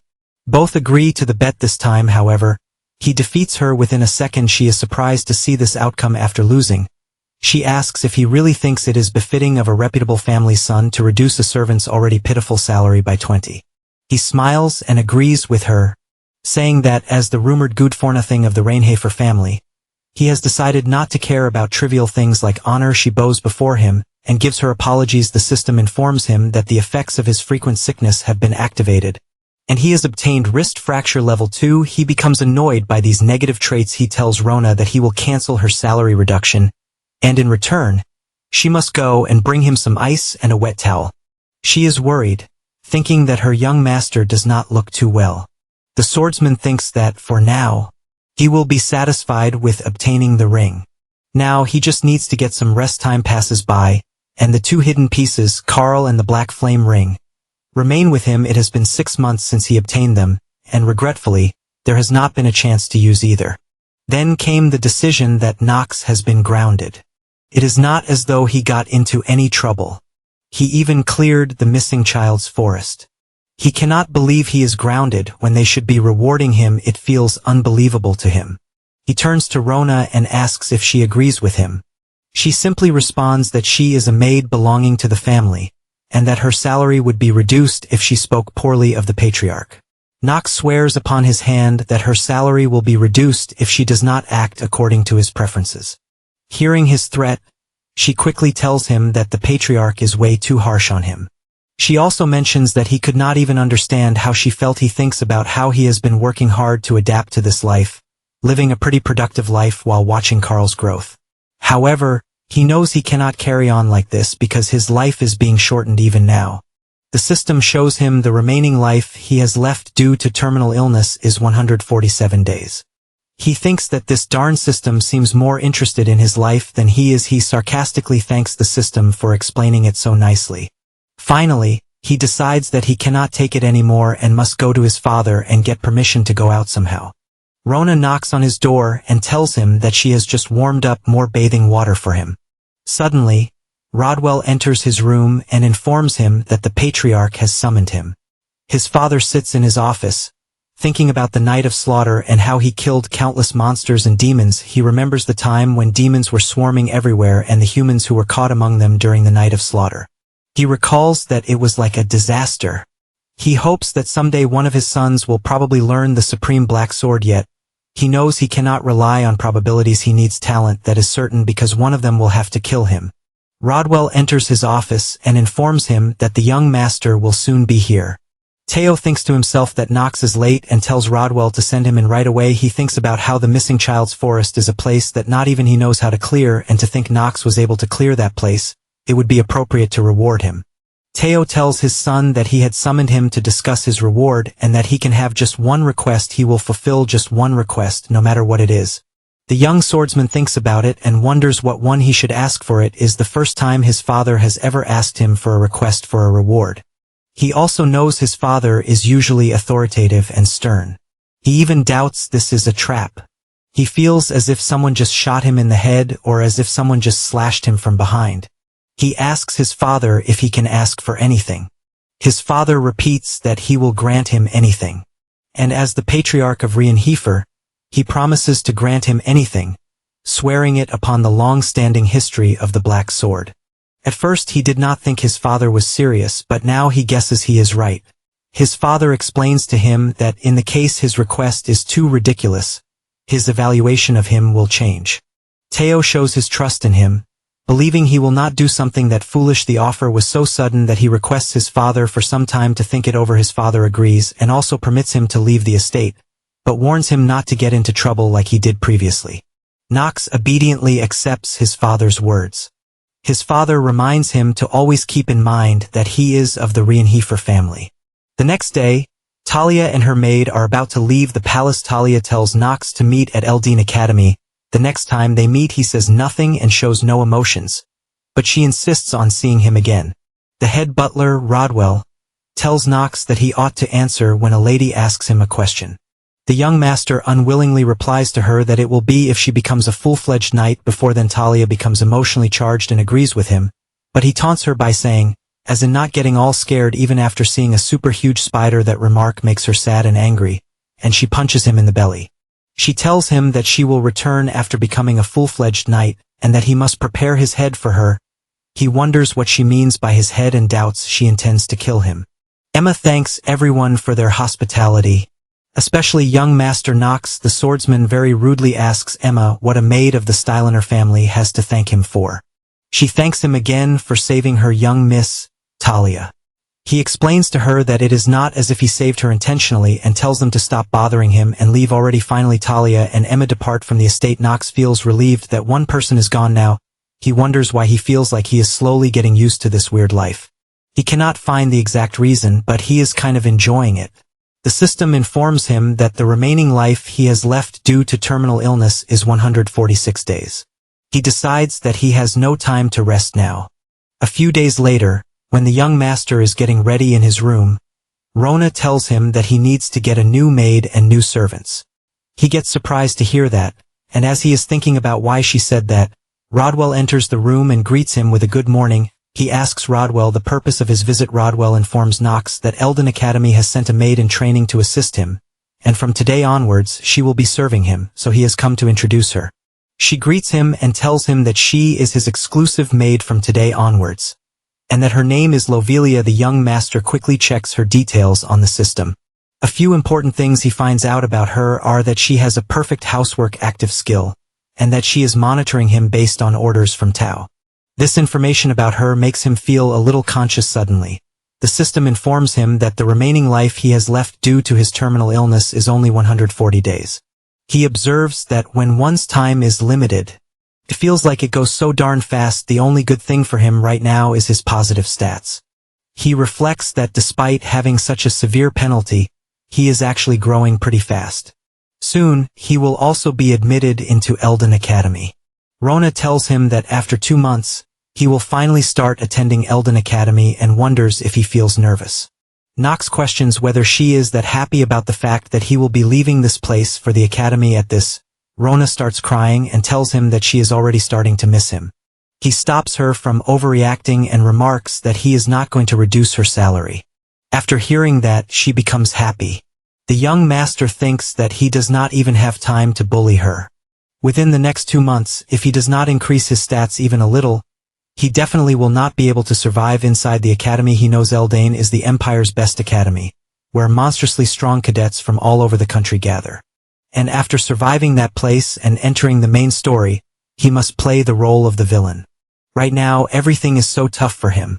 Rona tells him again that he needs to get a new maid and new servants. Lavilia assures him that she will do her very best to support him. The young master realizes that they will not let him leave this place comfortably. In truth, Theo von Rienhofer is one of the greatest villains and among the strongest beings in the world. When people wonder how he rose to his current position, many ask if it was solely from his swordsmanship. He is so skilled that few doubt this to be the case. However, the main reason Theo was able to take his place at the top of the Rienhofer family was because he remained suspicious of everything and everyone around him.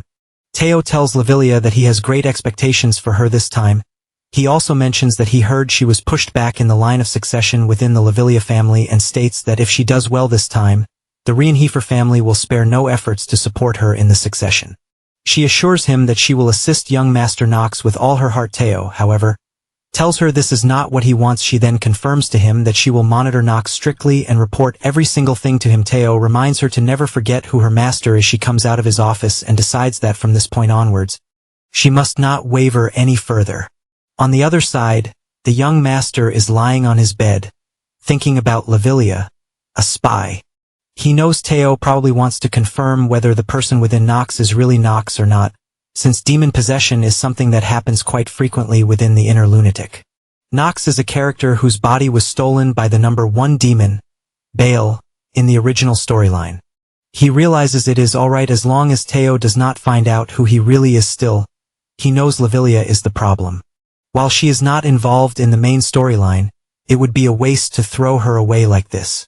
Originally, she was supposed to become the next head of the Lavilia family, but her father and mother were killed by her uncle, and she lost her position as the next head. What happened next is obvious.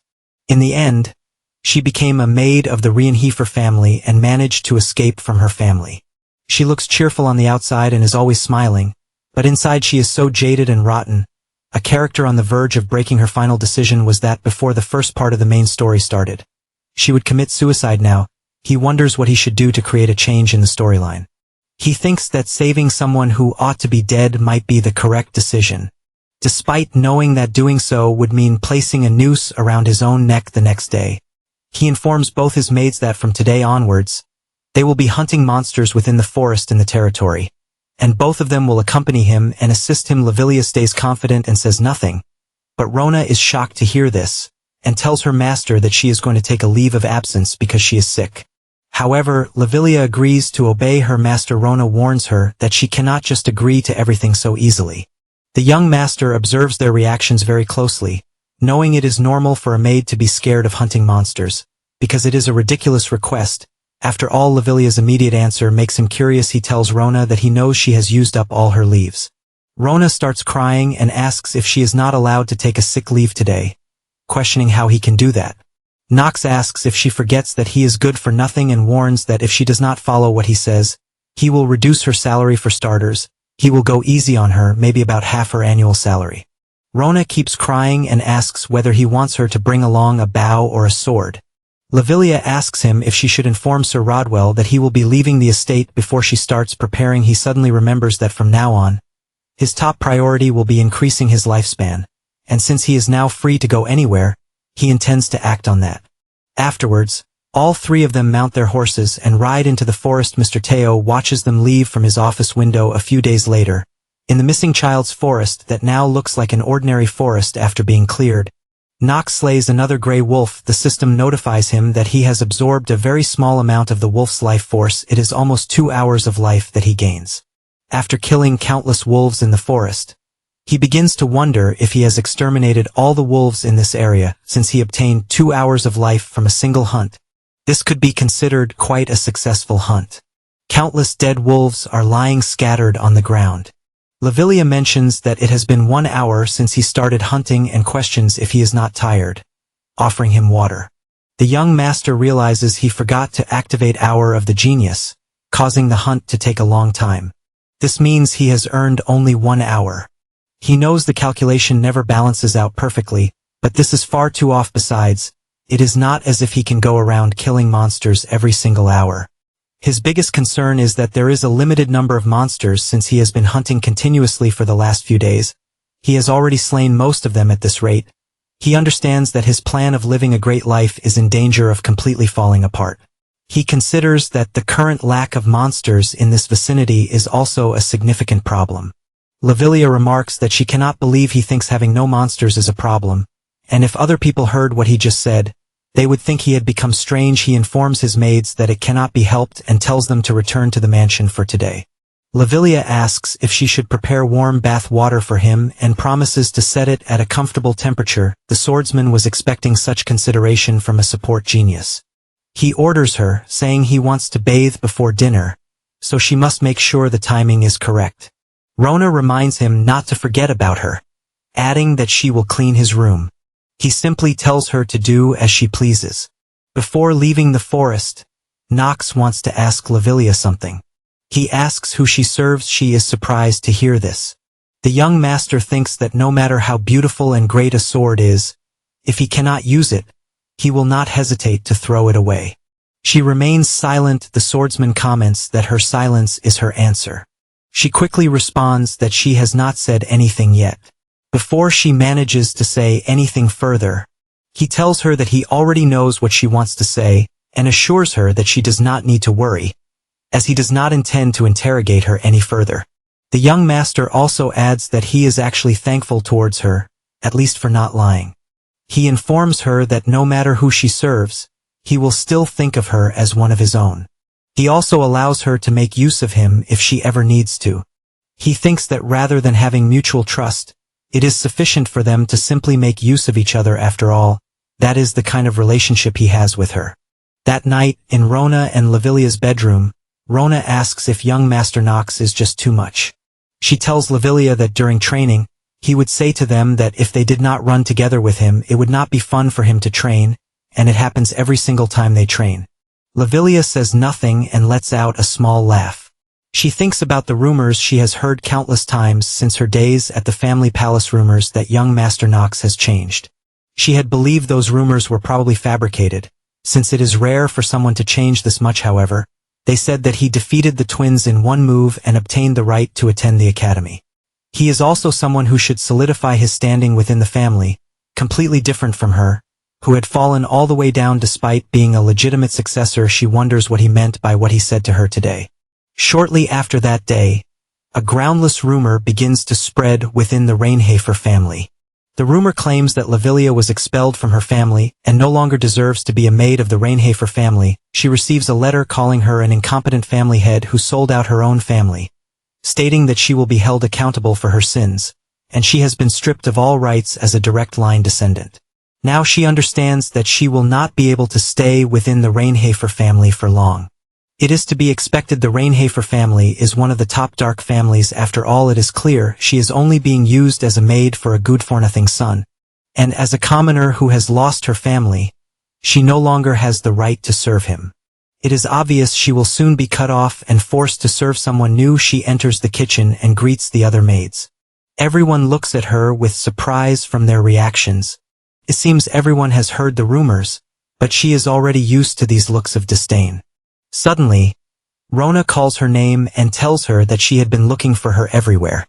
Lavilia wonders whether Rona does not know about the rumors, is simply messing with her, or truly thinks of her as a friend. Whatever the case is, she feels Rona is doing something foolish now. Soon she realizes that she, Rona, and young Master Nox are all doing foolish things, and the end is imminent. The young master sits inside his room, thinking not just about Lavilia, but also about Teo, who probably received the letter as well. He knows that all the crimes framed upon her father were fabricated. However, he is also aware that he is unable to help her, because there is no way to predict what butterfly effect would be caused just by him helping her survive. They go into the forest again, and he keeps killing the monsters there. Lavilia turns to Rona and asks if she doesn't think the young master seems a little harsher today. Rona responds that he used to be a little more merciful in the past. But today he is angry. Lavilia feels uneasy about this change. It seems like Nox is waiting for something, and he wonders if it should be about time for it to appear, or if it is not going to come out today as well. He knows that in the missing child's forest, there is a monster that appears randomly when only about 20 of the monsters remain, and it is called the Hidden Boss Monster. Nox thinks about killing it because he believes it would help him increase his stats, but he remains doubtful, thinking it might not work. Suddenly, he notices some movement in the forest. Its speed is on a completely different level. He assumes that must be what a hidden boss is like, but then he gets shocked to see that it is an elite king wasp. The sight scares the young master because he knows this is a troublesome one, but it is not at the level that he cannot kill it. Suddenly, Lavilia jumps between Nox and the wasp and gets stung by it. The swordsman knows that even without her help, that was an attack he could have either dodged or blocked, so he questions internally why she chose to save him. He wonders how many people would be able to run towards a monster that appeared so suddenly. He decides to make use of this situation for the sake of saving her.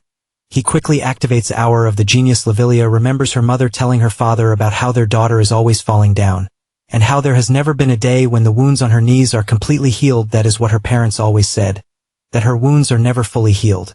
However, that does not apply only to her knee wounds, but also to the wounds in her heart.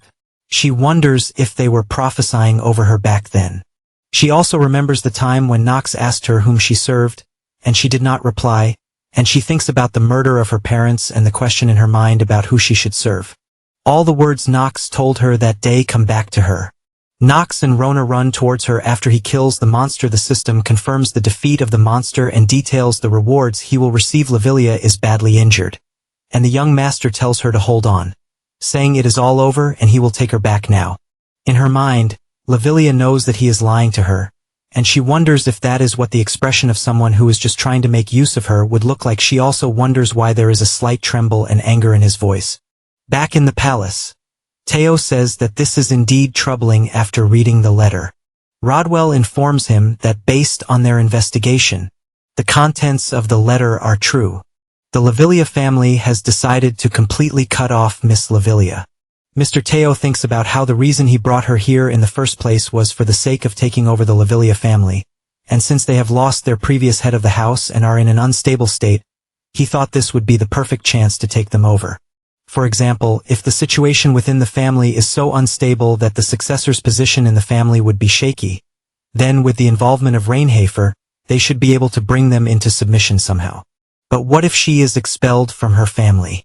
Because it is written in the letter that she has been stripped of any rights she had as a direct line descendant. He knows that before any plans can even take place, this changes everything. He tells Rodwell that this cannot be helped then, and asks him what he thinks they should do with her. Rodwell advises that while it is regretful, if they place a maid who does not belong to any family beside young Master Nox, they will be looked down upon within Eldon Academy, and they ought to deal with this quietly on their end. Teo agrees with him and confirms that he had similar thoughts. Suddenly, a servant enters the office, and Rodwell asks him why he is barging in without permission. The servant apologizes and informs them that the young Master Nox carried back a maid who had been injured during his hunt, and the maid has been poisoned and is in a very critical state. He also tells them that Nox has used a very expensive antidote without permission, so he is here to report that to him. Rodwell asks if Nox used the Mandrake purifying potion. The servant confirms the potion. Teo wonders if he already grew attached to the maid so quickly. He feels worried because no one knows what result could come out of personal feelings like that. In the hospital, Lavilia finally wakes up, and Rona gets emotional upon seeing her regain consciousness.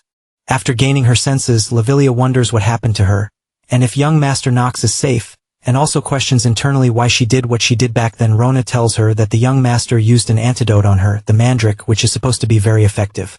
Rona also tells her that he completely ignored the doctor's refusal to use it and told him to on her unless he wanted to die. Rona guesses that the good-for-nothing side of him is still around. Lavilia wonders why he saved her life, and wasn't he going to make use of her? Rona tells her that she needs to rest more, but Lavilia says she wants to see young Master Nox right now. Rona explains that he went to look for the Chamberlain, and he asked her to update him when Lavilia woke up. Rona tells her that she will be back soon and leaves the room. Lavilia gets up and starts packing her bags because she thinks that she should not be here, and the truth is she knows that she doesn't deserve to be anywhere while packing her bag. She looks at her parents' picture and leaves a note for Nox. In that note, she writes to the young master that she heard he used a potion for her, and she thinks this pendant should be able to pay for the cost of that with some excess money. She places a gold pendant on top of the letter as she walks away from her room. Nox stops her on the way and asks where she thinks she is going. Young Master Nox recalls the time when he brought the injured Lavilia to the palace hospital and argued with the doctor, stating that someone was dying while all the doctor cared about was how precious that medicine was. The doctor requests permission from the head of the family. He questions the doctor, asking whether he holds a higher rank than him in this family. The doctor apologizes to him. The young master threatens to report this matter to his father personally and forces him to administer it immediately. Finally, the doctor complies. Rona inquires if her friend will be all right now. He informs her that since the poison has been neutralized, she will be fine.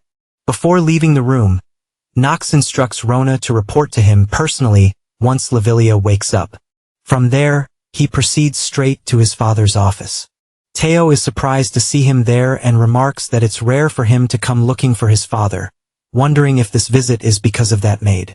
Nox's system notifies him that Master of Acting has been activated. The young master reminds his father that he once said he would grant him a wish. He demands his father to give Lavilia to him, she who has been exiled from her family. The swordsman considers it a beautiful effect that will influence the main story. She was Teo's spy, but he understands that such problems no longer matter because today, when he saw her trying to save him, he realized something. The answer she hadn't spoken before, she had shown with her actions. His father tells him that he understands, and if this is what he wants, he will make it happen. As Nox is about to leave, he tells his father that this unworthy son of his has just one more thing to say.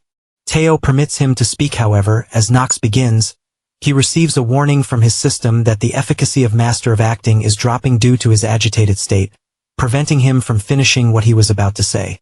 Teo stops him at present. Nox stands in front of Lavilia, demanding answers to his questions. She informs him that she is about to leave.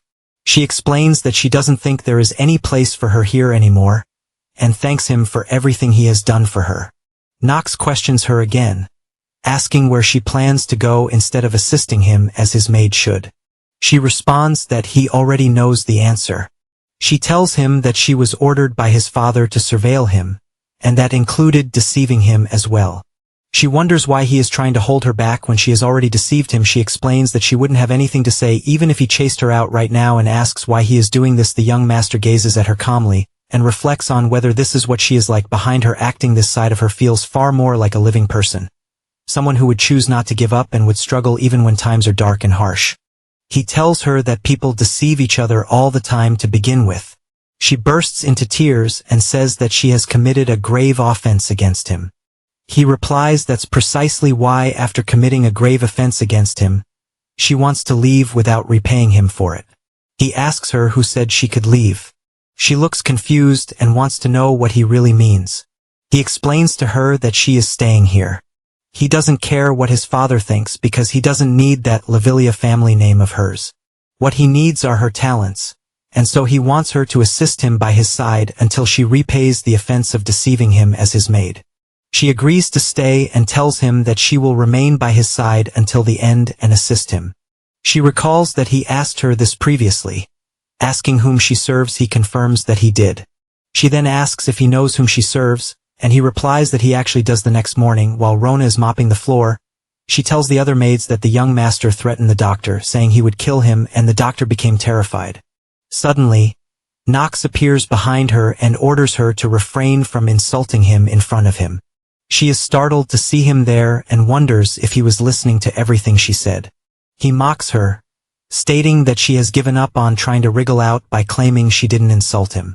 Rona suddenly turns to Lavilia and asks if she is all right, telling her not to overwork herself and that she will handle the laundry instead. The swordsman wonders why she is always causing trouble. He asks Lavilia if she knows that she will be going to Eldane Academy with him in 2 months. She tells him that she has already made quite a few preparations for that. He wants to know what kind of preparations she has made. She explains that she has prepared basic tools he will need: books, medicine, emergency items, clothes, and a cadet uniform for external trips. He notices that she no longer forces herself to smile in front of him. The reason is that last time she decided she was tired of acting and admitted to herself that she was no good at it anyway. The young master knows that he feels more comfortable with her being like this because they don't have to give unnecessary compliments to each other or engage in meaningless small talk. But in a situation where they are driven into a corner, even when their backs are each other, they won't betray one another. And for him, that is good enough for his relationship with her. Lavilia enters his study and asks if he is truly all right. She also mentions that some negative rumors about him have been spreading recently. The young master grows curious about these rumors. He wonders if it isn't just one of the already existing ones, because it's quite impressive that there could be worse rumors than those that are already circulating. She tells him that people are saying the reason he continues to hire her as his maid is because he likes her. He smiles, thinking he would feel such a sense of shame for playing the role of Nox. He apologizes to her, saying he is sorry that she got implicated because of him. She explains that isn't why she told him about it actually.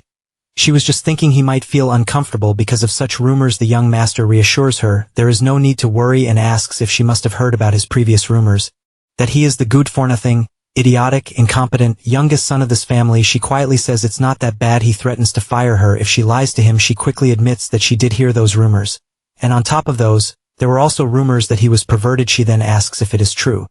Nox covers his face with his hands. Feeling ashamed, he thinks his image is actually better now, because previously he was just a reckless good-for-nothing despite being so weak, while nowadays he is merely a brat who acts up even though he is quite capable. Still, he knows he needs to strike a balance. He understands that Nox is a villain in the end, and he must remain a villain to let the protagonist shine because he is not the protagonist of Inner Lunatic. He tells her to forget it and stop talking about the rumors, then mentions that he has a task for her. He informs her that, as she already knows, in order to survive at Elden Academy, she won't be the only one who needs to prepare. He will need to prepare as well. She wonders what kind of preparations he is referring to. The young master knows Lavilia's single-minded trait refers to how she absolutely trusts a certain person. He also thinks it won't be an issue even if he shares a little bit of his plans with her. In fact, he thinks he needs her to know more about him so that it will be easier for him to get her to do things, so he tells her that he is intending to study magic before joining the academy and wants her help with that. She looks surprised and asks if he is thinking of doing that despite knowing it's illegal in this empire. He responds positively. She tells him that he is acting so brazen. He smiles and says that he is a good-for-nothing after all, and a lustful one at that. She says that he sure holds grudges, and she is certain there is a reason behind his decision. She tells him that she will look for basic books that could be of help to him. The swordsman feels happy and thinks she is competent, as expected. Suddenly they hear Rodwell ordering the servants to be quick and get prepared. He wonders what is going on at the palace entrance. The head butler warns the servants that they will be in trouble if they mess up the preparations. He announces to them that young Master Grain has returned. That news surprises Nox. He thinks Grain has come back after graduating from Eldine Academy. He almost forgot about such an important event. They look out the window and notice a large number of horse carts carrying Grain's luggage. The chance to extend his life is finally here. He tells his maid that it seems he will need to go on a faraway mission for the time being. She asks him what he is up to now. At night, in the palace dinner hall, Teo appreciates Grain for doing a good job graduating from Eldine. Grain thanks his father for his appreciation. Actually, he is Teo's second son and one of Nox's older brothers. The young master quickly checks his details on the system. He finds out that Grain is 16 years old. His main element is dark achievements and his skill is precise detection. Grain is a lustful man who brightens up upon seeing materialistic women. He also looks at Grain's traits in detail. Nox knows he is an opportunist. He remembers what the professor at his academy said. The only reason Grain's true colors had not been exposed was because Nox was a worse good-for-nothing. Grain is someone very good at getting along with others in the world of politics. He used his talents in political maneuvering to easily graduate from the academy. It is true that Eldine is very famous but also very hard to graduate from, and in its admission exams, fewer than 1,000 people would pass and only half among those who were admitted would graduate. Their father asks Grain if the date for his departure to Cheddar's is decided. Grain confirms that he will be departing to the south for Cheddar's in 3 days' time. Teo informs him that if he is going there at this time of year, it should be a monster hunting mission. Actually, Cheddar's is a little outside the Rainhafer territory, a neutral territory of the south. It is also on the borders with Tojlan in the east, which uses an undeveloped desert as its borders. Not only is it barren, but it is also swarming with monsters, making it the worst kind of wasteland. The mission that Grain received from the Imperial family is to stop the monster wave in Cheddar's because the rule of the Arkham Empire is that one must complete the first mission given to them by the Empire in order to become a knight recognized by the Imperial family. Grain tells his father that when winter comes, Cheddar's is always filled with monsters, and it seems the Imperial family wants to take some initial measures against them. Teo tells him that while the land is barren, other areas will also suffer if that place falls. He also advises him to never bring shame to the Rainhafer name. Grain replies affirmatively.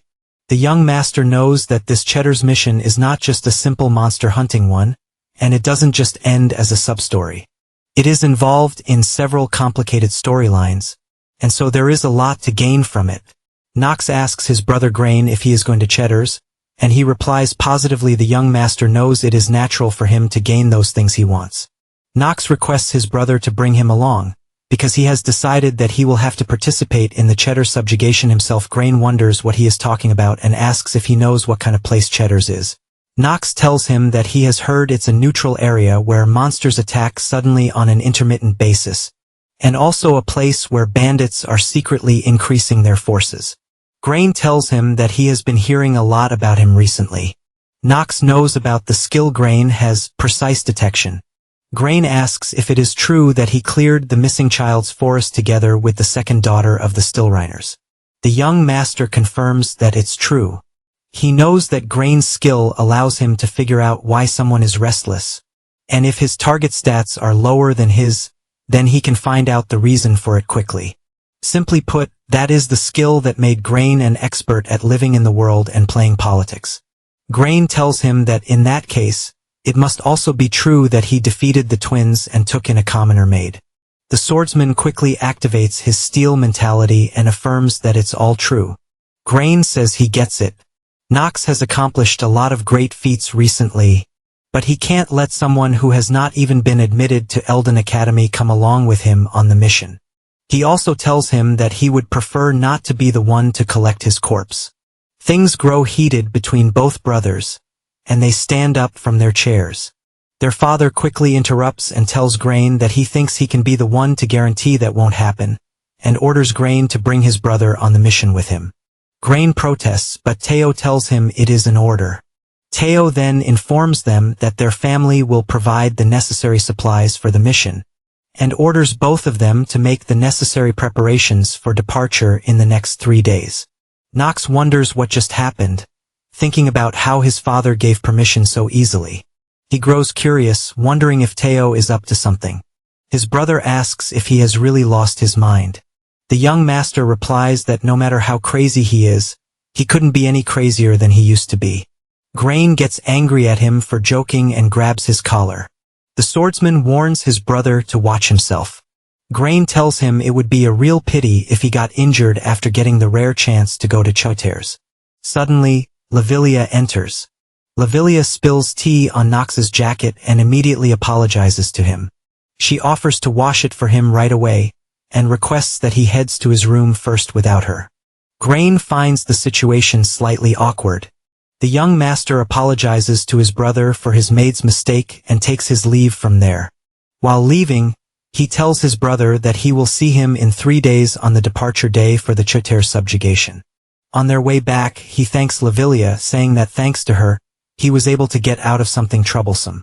She remarks that he truly has a talent for getting into trouble. She asks him if he will be alright since Cheddar's is dangerous. He informs her that he will be fine and she does not need to worry about it. Now she wants to know where he just said he would go. He wonders if she has forgotten that he is her young master. He simply says that everything has already been decided. He thinks to himself whether the news of a good-for-nothing joining the Cheddar's subjugation is really that shocking. She tells him that this time she agrees with Rona as well, and she believes the Cheddar's region is far too dangerous because the number of monsters and bandits there ranges in the hundreds. The young master thinks that is precisely why he is going there in the first place, as it is his chance to extend his life. He tells her that it is okay and he knows what he is doing. He informs them that he will be going on the subjugation mission without both of them, and so he wants the two to remain here. Lavilia apologizes to him, saying that she cannot let him do that. As his exclusive maid, she has a duty to assist him no matter where he is, so she will be going with him as well. He warns her that she could get hurt. She agrees with that but argues that the same applies to him as well. She tells him that she heard from Rona that he is very weak and prone to illness. She asks if he will be able to make such a long-distance journey without her. She continues, mentioning that he frequently forgets his belongings and also needs his clothes washed. She questions if he can manage all that by himself. The young master thinks that what she says does make sense. These are the trivial details he never worried about when it was just a game, but this world is reality now. He also knows that if he dies, her position in the Rienheifer family would be in danger as well. He concludes that Lavilia has no choice but to follow him. Finally, he agrees and tells her that she must listen to his orders and she will also need to learn how to ride Carl. She agrees and tells Rona that she has already gotten much closer to Carl. This surprises Rona, who wants to know how she managed that. Lavilia explains that she used half of her salary to buy top-grade sugar cubes for horses, and he opened up to her pretty quickly. Rona recalls how she tried to befriend Carl, but the horse never listened to her. The young master tells Rona that she will stay in the palace.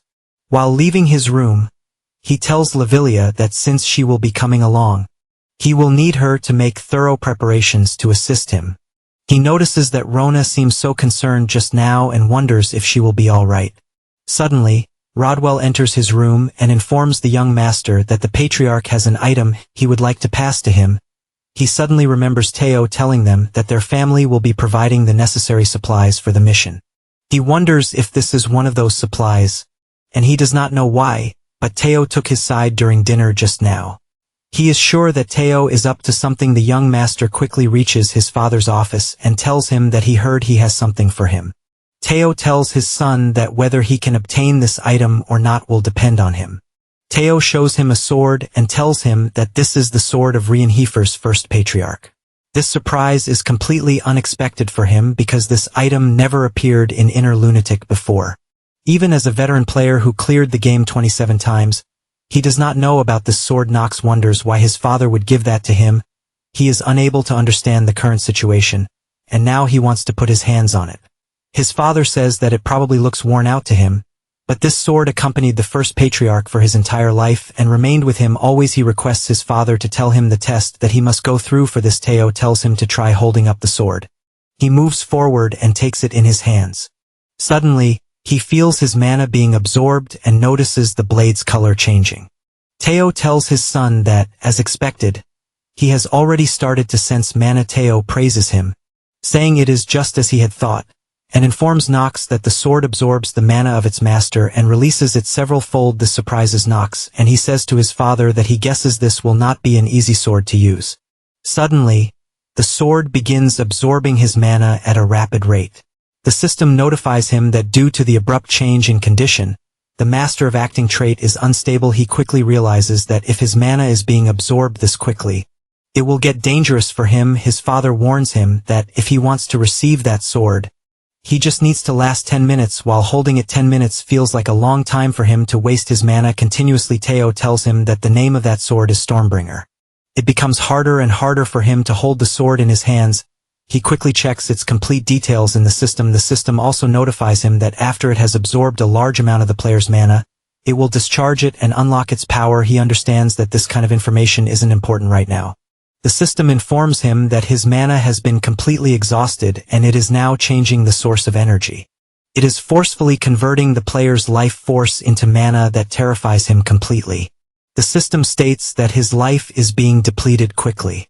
The young master reaches a point where he no longer cares about his father anymore.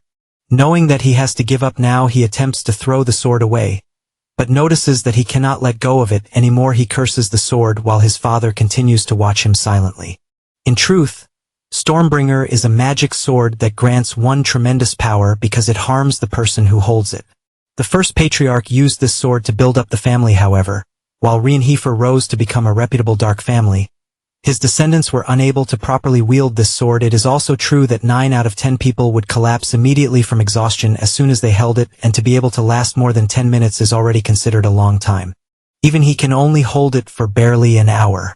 But Teo orders his youngest son, who has not fully learned how to control mana, to hold this sword. Including the recent incident of him saving the maid and all sorts of huge incidents that happen within the family, Nox was always involved. And none of this is a coincidence. Teo notices that he is growing more than expected, or perhaps Nox is as talented as a sword emperor.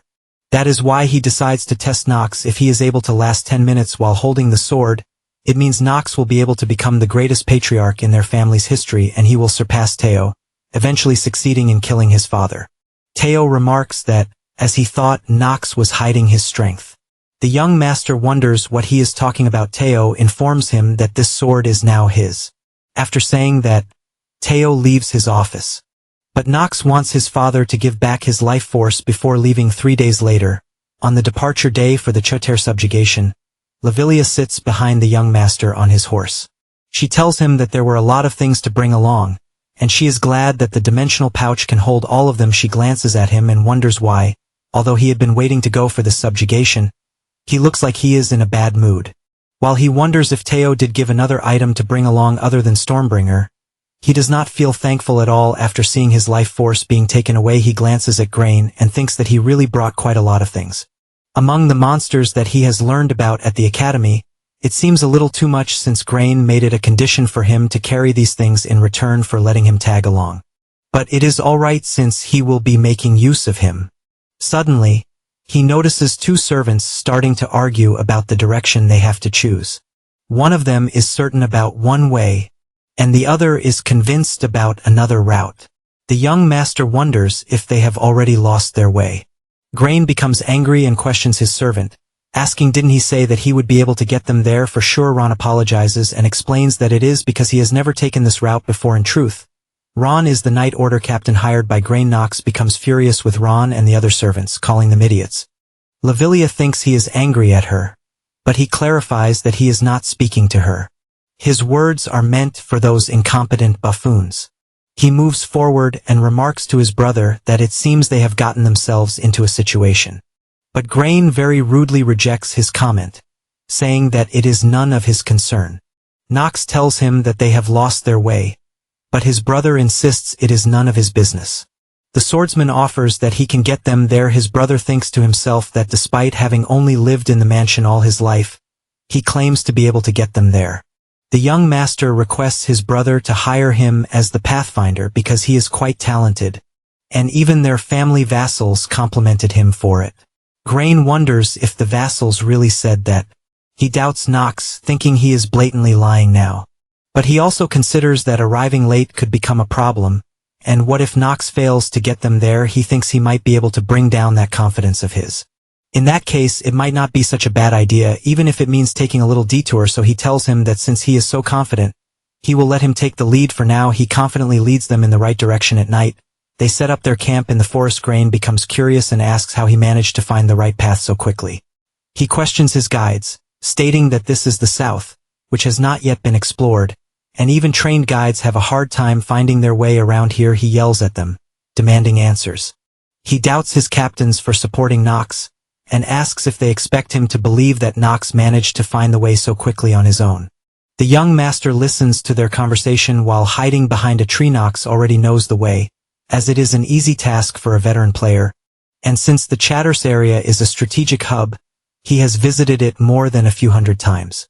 Finally, Lavilia asks her master how he found the way so quickly. He asks her if she saw what was on the ground. When she looks down, she notices some footprints and feathers of an owl bear. He explains that it is a monster with a bear's body and an owl's head that lives in the south, and their habitat is on the southern Chatters border. He further elaborates that if they just follow the direction of those tracks, they will be able to easily find their way to Chatters. She quickly asks if it is alright for them to set up an overnight camp in the habitat of the owlbears. He explains that since they are afraid of fire, they won't enter a camp where there are so many people in the camp. The servants talk about young Master Nox and how he has changed a lot. Ron asks the other servants if he isn't much better than the second young master who studied at the academy. Unfortunately, Grain appears and tells him to shut up. He asks him if he said that Hearts and Alan lost to Nox. The servant confirms that it is true. Grain tells his servants that he needs to see just how strong Nox really is. Grain's butler tells him that he happens to have the perfect item for that. The butler hands him a small pouch. Grain laughs and thinks that it looks like it will be a long night for Nox. On the other side, Lavilia and Nox are busy setting up their tents now. It is late at night and everyone goes to sleep. Even the guard on duty falls asleep. Suddenly, a monster approaches their tents. The swordsman, always vigilant, gets up in his tent and grips his sword. He wonders if it has already begun. Lavilia also wakes up. He orders his maid to wait inside the tent and steps outside alone. Brave Nox steps out of his tent and sees 4 enormous ogre monsters standing before him. Within a second, he realizes the likely cause. The soil in this area has been mixed with a female ogre's pheromones. He instantly understands that Grain has taken advantage of the fact that it's currently the mating season for ogres and has used this to lure the male ones here. Grain's intention must have been to use them as a threat, to intimidate him, but the young swordsman simply smiles at the creatures and refers to them as his life force. Without wasting a moment, he activates his Stormbringer and the system promptly confirms that the weapon is responding to both his mana and will. All 4 monsters charge at him, and with a calm yet confident smile, he launches himself toward them. His attack is executed with such speed and precision that, within just a few seconds, he manages to kill 2 of the ogres as he examines his sword. He comments that it's quite a good weapon and admits he was concerned it might recklessly consume his mana, the same way it did when he faced Tao after taking down another one. He notices that the sword seems to be moving smoothly in whatever direction he intends, almost as if it's attuned to his intent. Now, with only one left, he feels a sense of pity for the final monster. The last ogre, clearly terrified, stares at him for a moment before throwing away its weapon. Then, turning to flee, it begins to run. Nox quickly notices that the creature is attempting to escape, but he knows he cannot allow that to happen. He mounts his horse, Carl, and together they ride after the fleeing beast. Very soon, they catch up and he kills the last ogre. The system then informs him that he has earned 1 day and 9 hours of additional time after defeating the group of monsters. From inside the tent, his maid peeks out, concerned for her safety. She runs toward him, and the young master questions whether he didn't tell her to wait inside the tent. She hesitates, but then expresses her confusion, asking how it's possible for ogres to appear right at the entrance of the forest. She asks if they should call the night watch and wake the others, just in case something more happens. Nox calmly tells her that the ogres were deliberately lured to this location. She appears slightly confused, clearly unsure of who could have done such a thing. He explains that Grain manipulated the ogre's behavioral instincts, and that's the reason why he intentionally set up his own tent farther away from the rest of the group.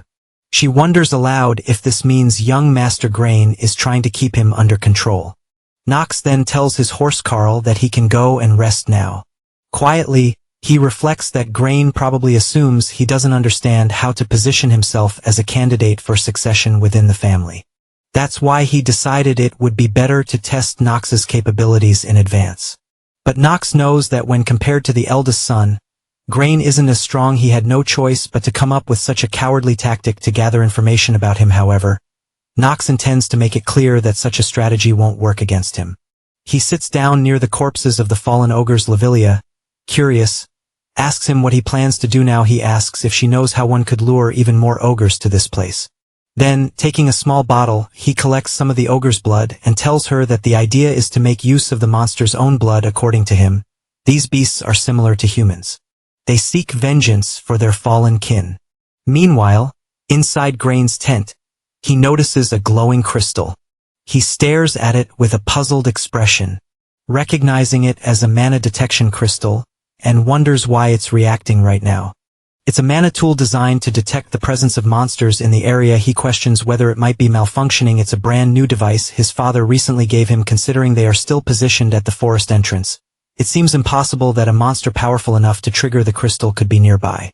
Suddenly, his butler rushes into the tent and urges him to evacuate immediately. Grain, alarmed, demands to know what's happening. The butler informs him that ogres have launched an attack on their tents, and that they've arrived in large numbers.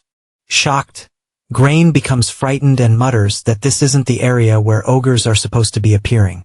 When daylight comes, disaster has unfolded across the camp. People are shouting orders, some calling to bring the injured over, others rushing to deal with urgent tasks. In a fury, Grain yells at his butler and calls him an idiot. He accuses him of planting the tainted soil on top of his tent. The butler, clearly panicked, insists that things aren't what they seem and something strange is going on. He's certain that he had planted it on top of young Master Nox's tent instead. Later that morning, both Nox and Lavilia awaken from their deep sleep. The young master comments that the morning feels refreshing. Lavilia, now hungry, says they should eat breakfast. He invites her to join him and take a seat. However, she declines, saying that she is a maid and cannot eat alongside her master. He explains to her that, Given their current mission, it would be troublesome if she had to prepare her meals separately besides. If monsters were to appear again, it would be dangerous. Tens of ogres could show up here. Just like they did at his brother's camp, she begins to ponder something. And when the young master asks what's on her mind, she responds that she was just thinking that the master she's supposed to serve is a little shameless. He laughs and tells her to get used to it elsewhere. Grain orders his men to tear down the tents and dispose of the ones stained with blood. He mutters that this is probably the reason they keep getting chased by ogres. Lavilia asks her master what he intends to do next and wonders if they should help Grain and his group. Nox refuses to offer any help to his brother and questions why she comes to the realization that they will continue to be attacked by ogres and that even if they move from this location, the monsters will likely keep pursuing them. Nox doesn't respond to her remark, because that's exactly what he wants. He also knows that if he told her, she'd probably start nagging him, and right now, he needs more ogres to appear in order to extend his lifespan. After they finish their meal, he tells her it's time to pack up and get ready to depart. As they begin to move out, he spots an ogre not far away and kills it. On the second day, Nox and Lavilia ride on Carl. And by now, Carl has successfully memorized and adapted to the terrain of the entire area. Nox reflects that Chatters is still quite far away, which had caused him a bit of concern earlier, but now, realizing their current position, he feels reassured. His brother rides up beside them and questions what Nox intends to do about the ogres that are still on their trail. He also asks whether Nox believes he can manage to shake them off. Nox answers with calm confidence, saying that while they could attempt a large-scale subjugation operation right here, doing so would definitely attract the attention of other monsters lurking in the area. Therefore, instead of risking that, they'll focus all their efforts on getting out of the forest as quickly as possible. He assures his brother that as long as they escape the forest in time, there won't be any problems. Grain, however, silently questions whether things will truly be that easy. He also notices how every soldier is now turning to Nox for advice and protection. He finds himself wondering how, without anyone realizing it, command of the troops has suddenly shifted into Nox's hands. Meanwhile, the captain of Grain's unit asks with a puzzled expression, since when Nox had studied so much about ogres. A young soldier then turns toward the young master and curiously asks why he keeps tapping the ground with his stick. Nox replies that he's doing it because monsters might appear at any moment. Hearing this, all the soldiers grow uneasy and tense, but the young master simply smiles at their reaction. Just then, a massive worm monster bursts out from beneath the ground. The sudden appearance causes everyone to panic and cry out in fear, but the young swordsman appears delighted to see it. The creature before them is a worm, a monster that resembles a fusion of a snake and an earthworm. Within Inner Lunatic, it's known as a malformed dragon, a beast that never managed to fully evolve. Nox knows that the worm cannot cast any magic, but despite that, it remains well known for its overwhelming strength. Even if 10 or more ogres charged at them together, this worm would still be a tougher opponent to defeat. But Nox had been waiting for it. In fact, he had deliberately lured it out. He knows that if the soldiers realized he had been tapping the ground specifically to provoke the worm into appearing, they'd be stunned. The thought makes him chuckle. Still, he's confident they can't stop him. He orders everyone to prepare for battle and take cover in the bushes. The soldiers, still in panic and confusion, wonder aloud if they're seriously going to fight the worm, but Nox doesn't plan to do that directly. He intends to let their enemies take care of each other. His maid anxiously asks whether he's referring to the ogres. Nox nods and tells her there won't be any problems as long as they get out of the forest quickly, because from the beginning, he never had any intention of shaking the ogres off. At that moment, Lavilia warns him that a large number of ogres have already caught up. Nox gently calms her down, assuring her there's no need for concern. He has a plan. He then turns to her and asks if she knows which monster the worm both loves the most and hates the most at the same time. Lavilia, startled and unsure, can't answer. She hides behind him nervously. Nox answers the question himself. It's the ogres. He explains that worms treat ogres as one of their main food sources, but the two species are constantly locked in revenge-driven conflict. They are, in essence, natural enemies. That's why experienced adventurers know how to exploit this hatred, and exactly as he predicted, the moment the worm spots the ogres, it immediately begins devouring them. The ogres, in turn, retaliate and begin attacking the worm. It's a perfect outcome for the humans. Both threats are now locked in combat with each other. Everyone, hiding in the bushes, watches in stunned silence as the two monsters clash. Grain, overwhelmed with envy, wonders to himself how Nox knew such specific information. Lavilia then asks her master if all they need to do now is wait at the same time. Nox casually picks up a few stones and throws them at the ogres. His frightened maid urgently asks what he's doing and questions whether provoking the ogres might cause them to attack the humans instead. As the battle continues and the worm slaughters more ogres, the system updates Nox, informing him that his strength stat is steadily increasing. Eventually, the system notifies him that his life has been extended by 8 hours as a reward for defeating the ogres. He quietly apologizes to his maid, explaining that in order to earn experience points, he needs to damage the enemies at least once. The system continues to inform him of further increases in both his strength and lifespan. Even his older brother now seems impressed by the strategy, thinking to himself that while it was brilliant to use the ogres this way, they still lost in the end, and now they have the worm to deal with. He wonders what they're supposed to do next, considering how difficult the worm is to kill. Grain then gives an order to his men, telling them to prepare for an attack. But no one moves. The soldiers remain frozen in fear.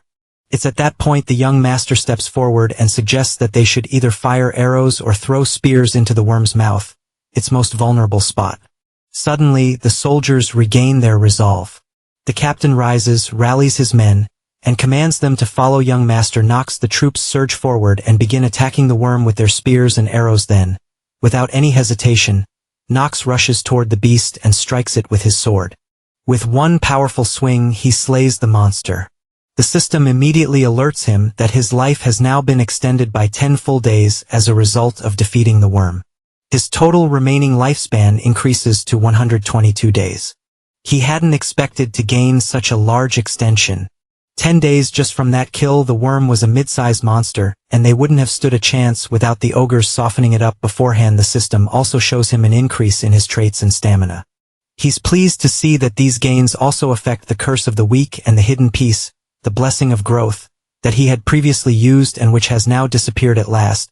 He reaches stamina level 5. He turns to the soldiers and encourages them to keep fighting with bravery. In response, they begin chanting his name in unison. He humbly tells them it was nothing and advises everyone to reorganize and prepare for what's next. Suddenly, the ground breaks open again and another monster emerges. Nox quickly commands the soldiers to get into formation. All eyes turn to the young master for guidance. But before he can act, a young man unexpectedly leaps at the new worm and kills it with a single strike of his sword. Even Nox is stunned by what he just witnessed. It's the sword genius. Only the young master knows that he is the strongest character and inner lunatic. He is one of the 3 sword emperors, alongside Teo and the student of Celsus. This man is Paracelsus. He looks at them and remarks that he just saved their lives, then wonders aloud whether he won't even get a single word of thanks. Nox knows that Paracelsus also despises nobles down to his core. The butler scowls and calls him an impudent bastard, asking sharply if he even knows who he's speaking to. The stranger lowers his head slightly and apologizes, introducing himself as Paracelsus. He tells them they can simply regard him as a mercenary. Nox understands it's easy to grasp Paracelsus' hatred for nobles when one considers the kind of treatment he must have endured in his youth. But what concerns him more right now is the fact that their first encounter with Paracelsus was supposed to take place at Eldian Academy.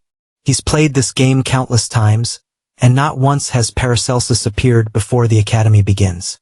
The captain, still skeptical, insists on checking his identity, and Paracelsus agrees to show it.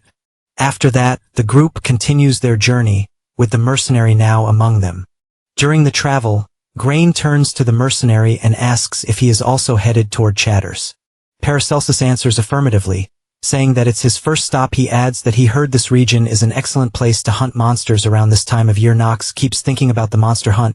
He already knows that Paracelsus is pursuing this journey as part of his training. He had traveled extensively throughout the Empire before the academy term started.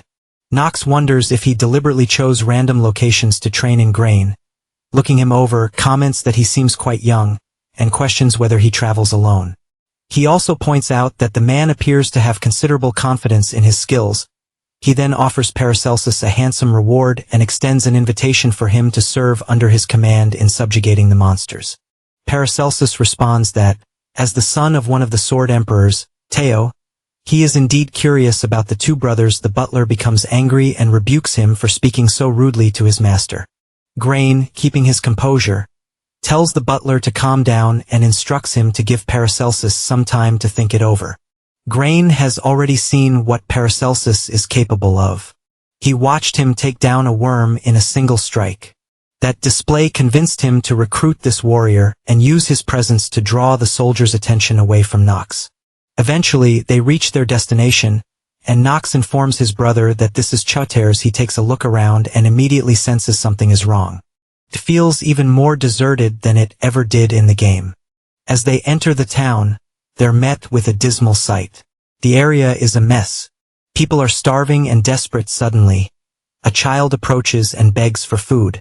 Everyone is shocked by the dire condition of the people. A man soon appears to greet them. He introduces himself as Taijin, the security chief of this village. He recognizes Grain, who graduated from Eldane Academy, and his younger brother Nox. He tells them that he was informed ahead of time about their subjugation mission, and had been expecting their arrival. The mercenary reflects on the encounter. For one of the Sword Emperor's sons and a noble house like the Reinharfers to personally take on a mission in Choteres that had stirred his expectations, but although Grain did handle the worm with respectable swordsmanship, they're still just pampered young lords from a noble lineage. He finds it disappointing. He also observes that this town is clearly falling apart. The Night Order is corrupt, misappropriating funds just to fill their bellies, while the citizens are powerless to withstand the approaching monster wave. The fact that they would be satisfied just to have food is heartbreaking. Taijin informs them that since it's already quite late, he'll brief them on the mission details tomorrow. He gestures toward the nearby inn, apologizing for its poor state, but hoping they'll find some rest after their long journey. The soldiers begin unloading supplies and gear from their horses. Paracelsus walks up to Grain and mentions the offer Grain made to him earlier with calm politeness. He turns it down. Grain, slightly irritated, questions what he intends to do then. He asks if Paracelsus is seriously planning to fight the monster wave alone. The mercenary replies that, first and foremost, he plans to proceed as originally intended and wishes Grain a safe subjugation. Grain scoffs and calls him an obnoxious commoner. Paracelsus simply responds that in this world, those with true skill will always find their place, and that's just how things work. He adds that competent individuals are always followed by rumors. Nox watches the mercenary and quietly thinks that they may end up meeting again much sooner than expected. Later that night, Nox tells Lavilia to rest up, as they'll be heading out again the next day. He gazes out his window and notices a family sitting in the street around a small fire. Moved by the sight, he steps outside and approaches one of the children. Gently asking if she needs food, he begins distributing bread to the hungry children. Overwhelmed, the kids start crying. He thinks to himself that he wants to build a future where no child ever has to beg for food again. But for that dream to begin, they first need to survive here in Choteres. As he hands out food to the poor children on the streets, Lavilia secretly watches from behind a nearby wall. She is always known in her heart. He truly is a good man. Taijin explains to both brothers that, as they already know, the southern Chasers region is usually swarmed with monsters during the winter. That's why they have always requested funds and reinforcements from the imperial family. Grain glances at the wooden walls and questions whether this is all they have to protect the village. Taijin admits that the structure has been around for a very long time and is in need of repairs. From Nox's point of view, the defenses are pitiful. Once the monster wave begins, he estimates the village won't last even an hour before being wiped out. Since this is just a subchapter for him, it's entirely up to him whether or not he wants to save the village. And most of the time, he does choose to help the Chasers region. The reason is obvious. The land holds high value in the future. Chasers will become a tremendously expensive piece of territory. Taijin remarks that something feels different about the monsters this year. The number of rampant beasts has increased significantly compared to previous winters. Through their conversation, Nox realizes something these people don't understand yet. The rise in rampant monsters might actually benefit them in the future. Taijin then adds that the worst part is that some villagers have even seen a griffin. Grain reacts immediately, stating that a griffin definitely makes the situation far more severe. He questions Taijin about where the sighting took place. Taijin replies that it was in the wilderness. The young swordsman knows that one of the most critical elements of the Chaser's subjugation will be whether they can drive away the Griffins are, in fact, the kings of the wilderness. They were designed to be halted, never truly defeated, but Nox fully intends to defeat one. Taijin then leads them outside the village and shows them the vast, endless horizon of the wilderness. He explains that the area stretches all the way to Tehailan in the east, which is a neutral zone, and it's widely known as barren land. The young master recognizes the landscape but notices that something feels off. He informs the others that griffins don't typically dwell near Choter's village. They usually stay closer to Tehailan. He asks them if they understand why the creatures are here now. Everyone looks at him in silence, and from their facial expressions, he picks up on something. Now, he has a strong suspicion about who the traitor is, the one who will eventually betray them during the subjugation, and just like that, the subquest begins. He decides the first move should be to eliminate the most rotten part of the village. Inside the village office, Grain's butler pores over the records. Initially, he wasn't the least bit concerned about Nox, having heard that the boy was just a useless brat.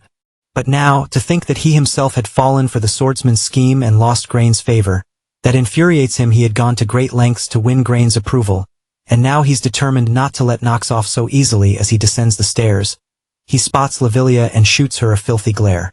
He's well aware that she's a commoner. Without warning, he grabs her hand and yanks her toward him. She asks sharply if he has any business with her. He stares at her and replies that he has plenty of business with her. Then, with a twisted smile, he tells her it's nothing serious. He just wants to have a little chat. The moment hangs heavy between them. She immediately pulls her hand away and says she doesn't believe there's anything they need to discuss alone. He regrets his haste for a moment but justifies it to himself, thinking that even though he's a knight serving a master, he still deserves to enjoy himself. This time, he places his hand on her shoulder and asks if she really thinks the same way. Lavilia shouts for him to let her go. But in that moment, she hesitates. If she outright rejects him now, her young master Nox might fall out of favor with young master Grain. That could bring him trouble or attract unwanted attention from the family. She doesn't want Nox to suffer because of her. The butler growls that thanks to her master, he has lost more than 10 years of hard-earned progress, and now she's going to pay the price for that. Suddenly, Nox appears and slices off his arm coldly. He asks the butler if he wants something, then he'll pay for it. He follows up by asking him again with a deadly calm how he'd like to pay. The butler collapses in pain, screaming, and demands to know what Nox thinks he's doing. He insists that not even Nox can get away with something like this. He threatens him, asking if he really believes that young Master Grain will stand by and let this happen. The swordsman glares at him and asks if he's seriously threatening him with his brother. Without another word, he severs the man's other hand. The butler wails that this is all wrong, and even though Nox has his family behind him, this is going too far. But Nox tells him that he's not the one acting out of place because of family backing. Then, without hesitation, he steps forward and kills the butler. Lavilia is clearly shaken. She looks at him in horror and asks what he just did, warning him that Grain won't let this go. At that moment, Grain arrives with his guards and surveys the scene in disbelief. He asks his brother if he truly killed Schultz, the butler. Nox answers plainly that he did. Grain's fury explodes. He accuses Nox, someone he considers good for nothing, of daring to claim that he cut down his knight. Nox explains that Grain has the sequence of events wrong and questions why he's not first asking for the details of what happened. Grain grabs him by the collar and demands to know why he killed Schultz. If there isn't a justifiable reason, he warns, Nox won't escape punishment. Nox responds that he overheard Schultz attempting to sexually harass his maid. As her master, how could he possibly stand by and let that happen? But Grain shouts back that it was over something so minor. After all, she's just a commoner. Nox stares at him and asks if he realizes what he just said. Can he take responsibility for that? Suddenly, a massive surge of mana bursts out from Nox's body, and it startles Grain. He wonders in shock if this is really Nox's power. Could this so-called good-for-nothing younger brother actually be that talented? Nox smirks and reminds him. Has he forgotten that he's their family's famed disgrace? Grain stumbles back, visibly shaken. Nox tells him that he isn't the kind who reports or waits for permission. He suggests they leave the resolution of this matter to their father once they return to the estate. Grain agrees, albeit reluctantly, to let their father decide how to handle the situation. Nox instructs Lavilia to leave with him and the two of them walk away. Left behind, Grain stares at his retreating brother and wonders, since when did he become so powerful? That sword he was holding, he's sure he's seen it somewhere before. With narrowed eyes, he resolves not to underestimate Nox during this subjugation mission. Both Nox and his maid step outside to the well and he reflects silently, thinking there will soon be quite a ruckus among the soldiers. The military ranks are already fractured into different factions and now they've reached a critical juncture, a point where they must make a decision. He wonders whether they'll choose to follow his brother or side with him instead. He turns to Lavilia and asks if she's all right. She responds with a firm nod, confirming that she is. Then, with concern in her voice, she asks if her master will be okay and wonders aloud why he did what he did. If this incident gets blown out of proportion, it will only result in more enemies being added to his list, and if that happens, he'll find himself in danger once again. In response, he questions her. Does she even know what kind of person the master she serves truly is? He is the so-called good-for-nothing of the which means, no matter where they are, she must never bow her head. She acknowledges this and assures him that she will keep it in mind. That night, Grain lies in his bedroom brooding. He thinks about his younger brother. How dare that worthless brat attempt to rise above him. Back when their father first placed Nox under his care, Head thought of him as nothing more than an annoying responsibility, but now that they're out here, involved in this mission, Nox is proving to be completely different from the weakling he imagined. His thoughts shift to the sword Nox wields, and he considers the possibility that its resemblance to their father's blade might just be a coincidence. Even so, he understands he must stay vigilant. And now that Schultz is gone, he wonders to himself, who can he trust now to keep a close eye on his brother? A servant enters the room and announces that the situation on the first floor has been taken care of. He also mentions that young Master Nox is not at all like the rumors they've heard. Grain, who is clearly drunk, slurs his words as he responds. He tells the servant that Nox isn't the only one who's himself has changed as well. Then he looks at the man and questions him. Wasn't he supposed to be the captain of a night order that's operated in this area for a long time? Grain even conducted a background check to confirm it. So how could someone like Nox, who has only studied books all his life, be more familiar with this place than he is? He accuses the servant of incompetence and reminds him that he didn't pay such a hefty sum for such a sloppy job. Thinking to himself again, Grain notes that since the monster wave hasn't even started yet, he may as well put this night order to some use. He orders the servant to make sure all the bandits and monsters in the surrounding area are wiped out, and if Nox begins acting suspiciously or behaves strangely, he is to be informed right away. The servant respectfully obeys his master's command and leaves. Meanwhile, on the other side, Lavilia turns to her master and asks him about his actions during the day. She wants to know whether he inspected the village walls. He responds that he did take a look and remarks that they're barely holding together. She wonders how they could possibly defend against a monster wave with such poor fortifications. He instructs her to follow him. As she trails behind him, she grows puzzled, thinking about how they're moving in the opposite direction from there, and she asks where they're going. Nox explains that he's thinking of recruiting a new person into their team. Even in a small village like this, he says, there's bound to be at least one genius. He reveals that the person's name is Alina. She's a character he makes sure to recruit every time he comes to Cheter's, a genius potion maker. In essence, she becomes his potion shuttle as they walk through the dimly lit streets. Lavilia turns to him and asks if there could really be a genius potion maker hidden in such a shabby and remote place. He replies without hesitation that there is. She frowns and says she doesn't understand. If Alina is truly so talented, then there shouldn't be any reason for her to be hiding out in a place like this. He tells her that Alina has her own reasons. In truth, he knows that the reason is tied to the hidden route required to clear Cheter's. Because in the future, Alina will end up working for someone else instead of the Archive Empire. And if one doesn't clear Cheter's through the hidden route, they'll never have the chance to recruit her. As they approach a turn, he warns Lavilia to keep her eyes on the path so she doesn't trip. She listens carefully and continues following close behind. They enter a small rundown building. Inside, they find a young woman sitting in a chair, sipping wine. She mutters to herself, clearly annoyed, saying that she can't believe she's stuck in a place like this. Then she looks up at Nox and asks how she ended up like this.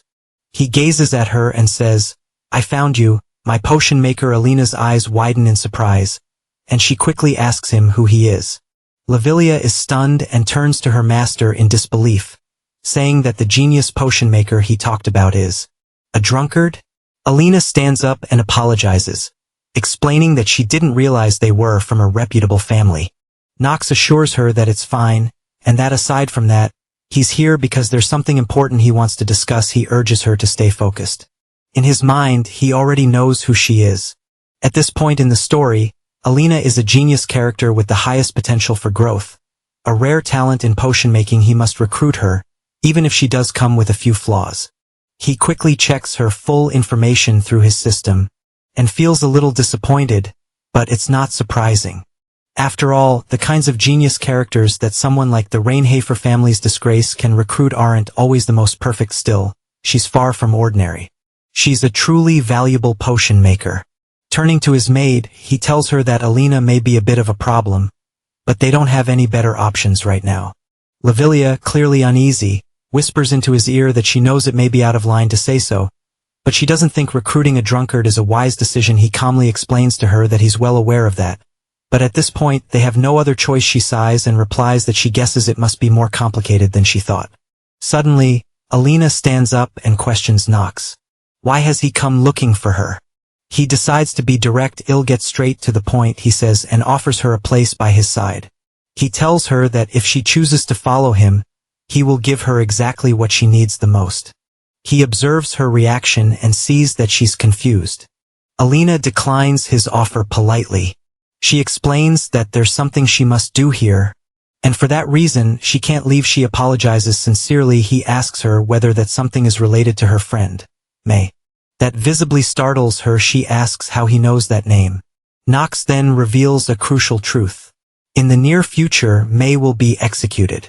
But if Alina accepts his offer, there's a chance he can save her. He asks her if that possibility has changed her mind, even just a little. Alina's friend raises her voice publicly against the government's taxes. She openly tells the establishment that people are dying here, and although the imperial family is already sending soldiers and funds, the walls have still not been repaired. She publicly calls out Taijen, demanding answers. She was Alina's only friend, and Alina would have preferred that it had been her who was dragged away instead. She admits to herself that she cannot rescue her alone. Even so, she doubts whether Nox will be able to save her either. The thought of her friend lingers, and it becomes hard for her to forget her. For a long time at the bar, some soldiers are talking about Grain. One of them asks who he is, and another replies by calling him an idiot. He goes on to say that Grain actually believed they were a legitimate Night Order, even though they were only pretending. He accepted it all without the slightest suspicion. Another soldier remarks that the whole situation came about by coincidence, but it turned out well for them. He says it was worth ransacking the Ron Night Order's quarters, as they even managed to get their hands on gold badges. With those badges, they can now go after even bigger jobs. He adds that if they show this badge to the Rainhafer family, the family will assume he's the captain of the Ron Night Order, and will grant him benefits fitting someone of that rank. Yet another man comments that while things did happen by coincidence, it's quite amusing that their names are exactly the same. The first soldier grins and suggests that if they take Grain hostage, they could probably get a sizable ransom for him. They turn to one of the quieter soldiers, the one who usually keeps to himself, and ask him what he thinks, reminding him that this involves a member of the Rainhafer family. The quiet soldier hesitantly asks if it's really okay to do something like that, since they're talking about the most powerful among the three dark families in the region. He also wonders aloud if there are any bandit groups that ever survived after crossing them. The other three soldiers stare at him. One of them scoffs, calls him N, and says that's exactly why everyone calls him a coward. He then demands to know if he even understands where they are. He explains to him that this is Chatters, an area so forsaken that even the imperial family has given up on it. Now they make up their minds. They agree that they'll take Grain hostage, collect the ransom, and then flee to the east. One of them remarks that no matter how influential the Rainhafer family may be, they won't be able to do anything here in an enemy nation surrounded by sand. He tells his comrades that all they have to do is seek asylum, and then they can enjoy a life of luxury. The others agree, having expected such a plan from their captain. Then the anxious soldier nervously brings up Nox. He reminds them they'll have to deal with him too. The captain agrees and acknowledges that Nox is indeed a dangerous individual. He says Nox has a persistent personality and instructs the others to warn the rest of the group not to get involved with him until they've wrapped things up here. One of the soldiers laughs and tells the captain that Nox is just a kid and he thinks worrying about him is unnecessary. The rest laugh along with him and start drinking. Suddenly, someone extinguishes the lamps in the bar. Everyone immediately tenses, wondering what just happened. The captain tries to calm his men, but then he suddenly feels blood splash onto his face. They all notice that one of their comrades has been killed. Panic sets in as they assume it's an enemy raid on the village. The captain freezes in shock when he notices a man standing right behind him. That man asks why he's speaking so rudely. It's Nox. The young swordsman has just killed one of the soldiers. He demands to know why they're hiding in this hole like rats and how they dare try to rob the Rienheifer family. He tells them that they've clearly overestimated themselves. Captain Verman quickly tries to defuse the situation, insisting that Nox must be mistaken about something. But Nox cuts him off and declares that he already knows about the various crimes they've committed, including the misappropriation of funds alongside Taigen. He also reveals that he's aware of their plan to use grain for their own gain. Captain Verman asks him what he wants, urging him to think carefully. He proposes that if Nox allows them to get rid of grain, it would actually benefit him. He would gain a better position within his own family. He tells Nox that all he has to do is look the other way this one time and advises him not to take any unnecessary risks. The soldiers all draw their swords, and the captain accuses Nox of pretending to speak nobly while clearly harboring murderous intent. Nox strikes again, killing another soldier. He turns to the rest and asks if they really think anyone would be foolish enough to believe such lies. One of the soldiers shouts for the others to kill him, and they all charge at once, but the young swordsman is far faster and more skilled than any of them. Within seconds, he slaughters every last one. The captain is stunned. He wonders whether Nox has been hiding his true abilities all along. Realizing how dangerous he is, he decides this must end now. He draws his sword and warns Nox that he's only dying because of his own arrogance. He then unleashes the Southern Sword technique, exclusive to the captain, but Nox is unfazed.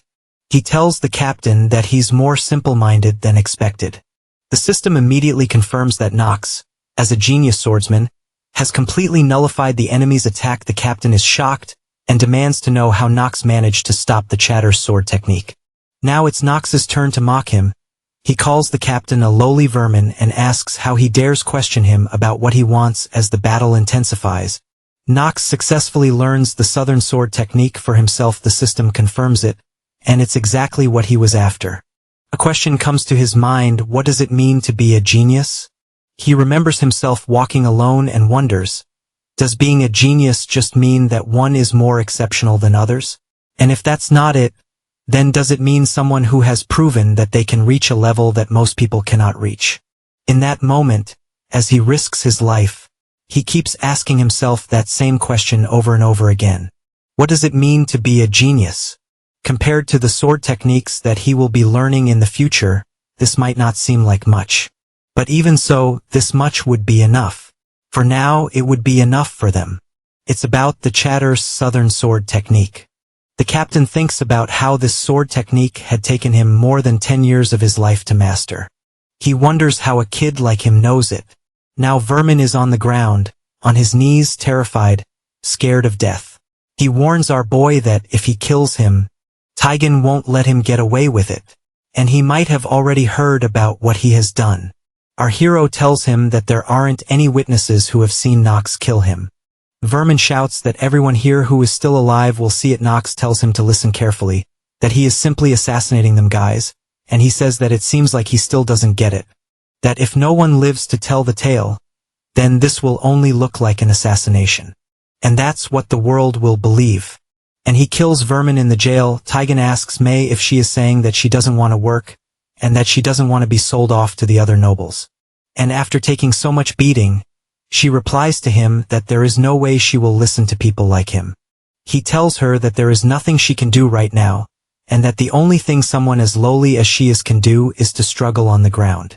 Her arms and legs are chained to the wall of her prison cell, but even then, she tries to struggle, and he wonders what she thinks she is doing. He slaps her across the face and asks her if she wants to be sold to the Black Mage. Mei remembers her childhood when her teacher tells her that she did her best, but she got the mixture wrong this time as well, and this is a matter of aptitude. She also tells Mei that she thinks she doesn't have any talent in this area, and she was confused about how to do it. She had zero talent from the start, not in alchemy, nor in swordsmanship, nor in anything else for that matter. And Alina was totally the opposite of her. Their teacher tells Alina that she no longer has anything else to teach her, and wonders how could they have someone as talented as her in the countryside. Her teacher tells Alina that if only she was not a war orphan, but from a noble family, even if it was a low-ranked one, and if she could at least get out of the orphanage. She remembers that Alina was an alchemy genius, and she seemed like someone who did not belong in this place from the start. She had her around her and was constantly shining. Despite that, she was her best friend and Alina was always nice to her. She remembers that her bright smile had caused her to feel helplessly envious of her, and that's why she had decided to sacrifice herself instead of her, because she was certain that Alina could accomplish way more than someone like her ever could. She knows that struggling on the ground was the norm for her all her life. Mei tells Tai-Jen that whatever he wants to do after her death is none of her business. She even sticks her tongue out to taunt him. She doesn't want to become Alina's burden. Tai-Jen gets angry and slaps her so hard that her mouth starts bleeding, and calls her a bitch and tells her to stop trying to harm herself. Suddenly, our hero enters there and tells him that if he makes it out of this place as a corpse, Alina will be sad.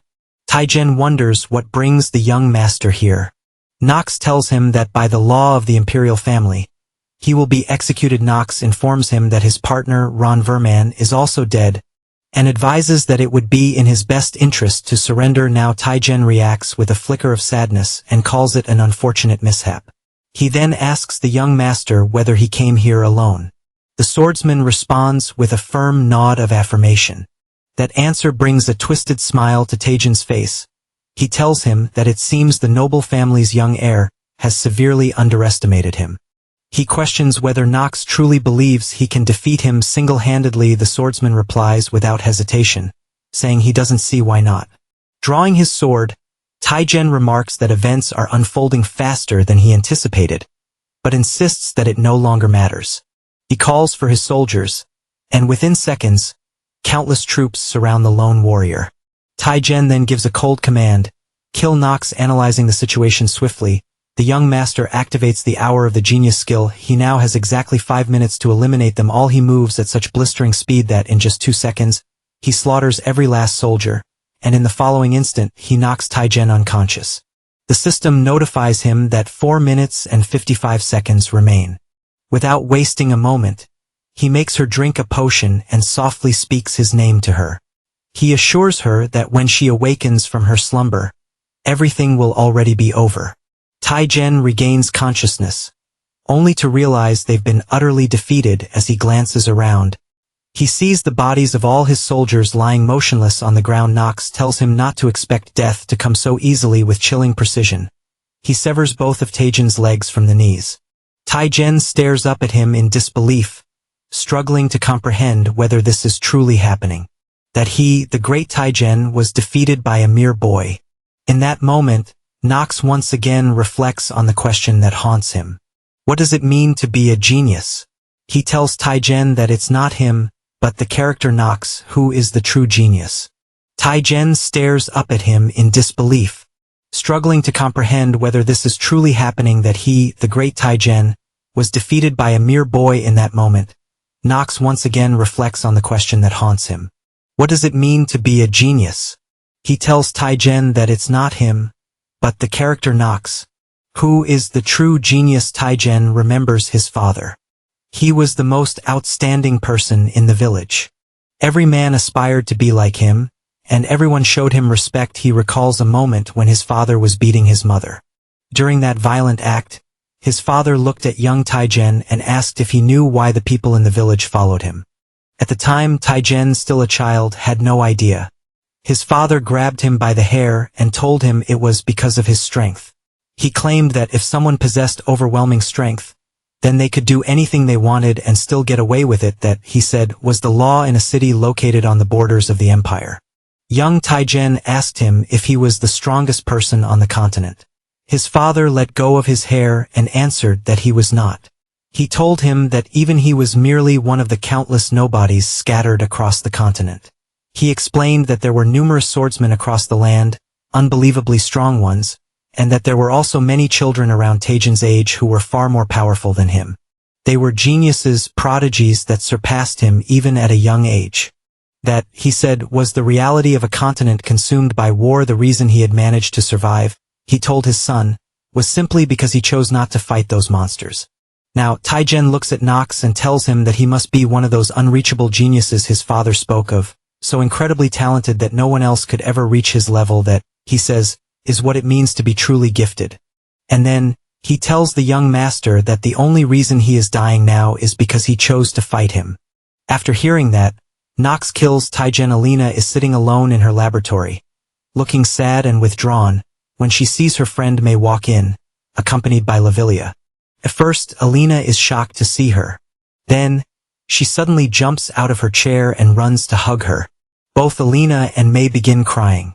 Alina tells her that she was terrified. She genuinely thought that May had left her for good. May holds her and gently comforts her, telling her that it's all right and that she's sorry for everything that happened in the past. She admits that she had been selfish and wrong to think she could go through everything on her own while leaving Alina behind in this place.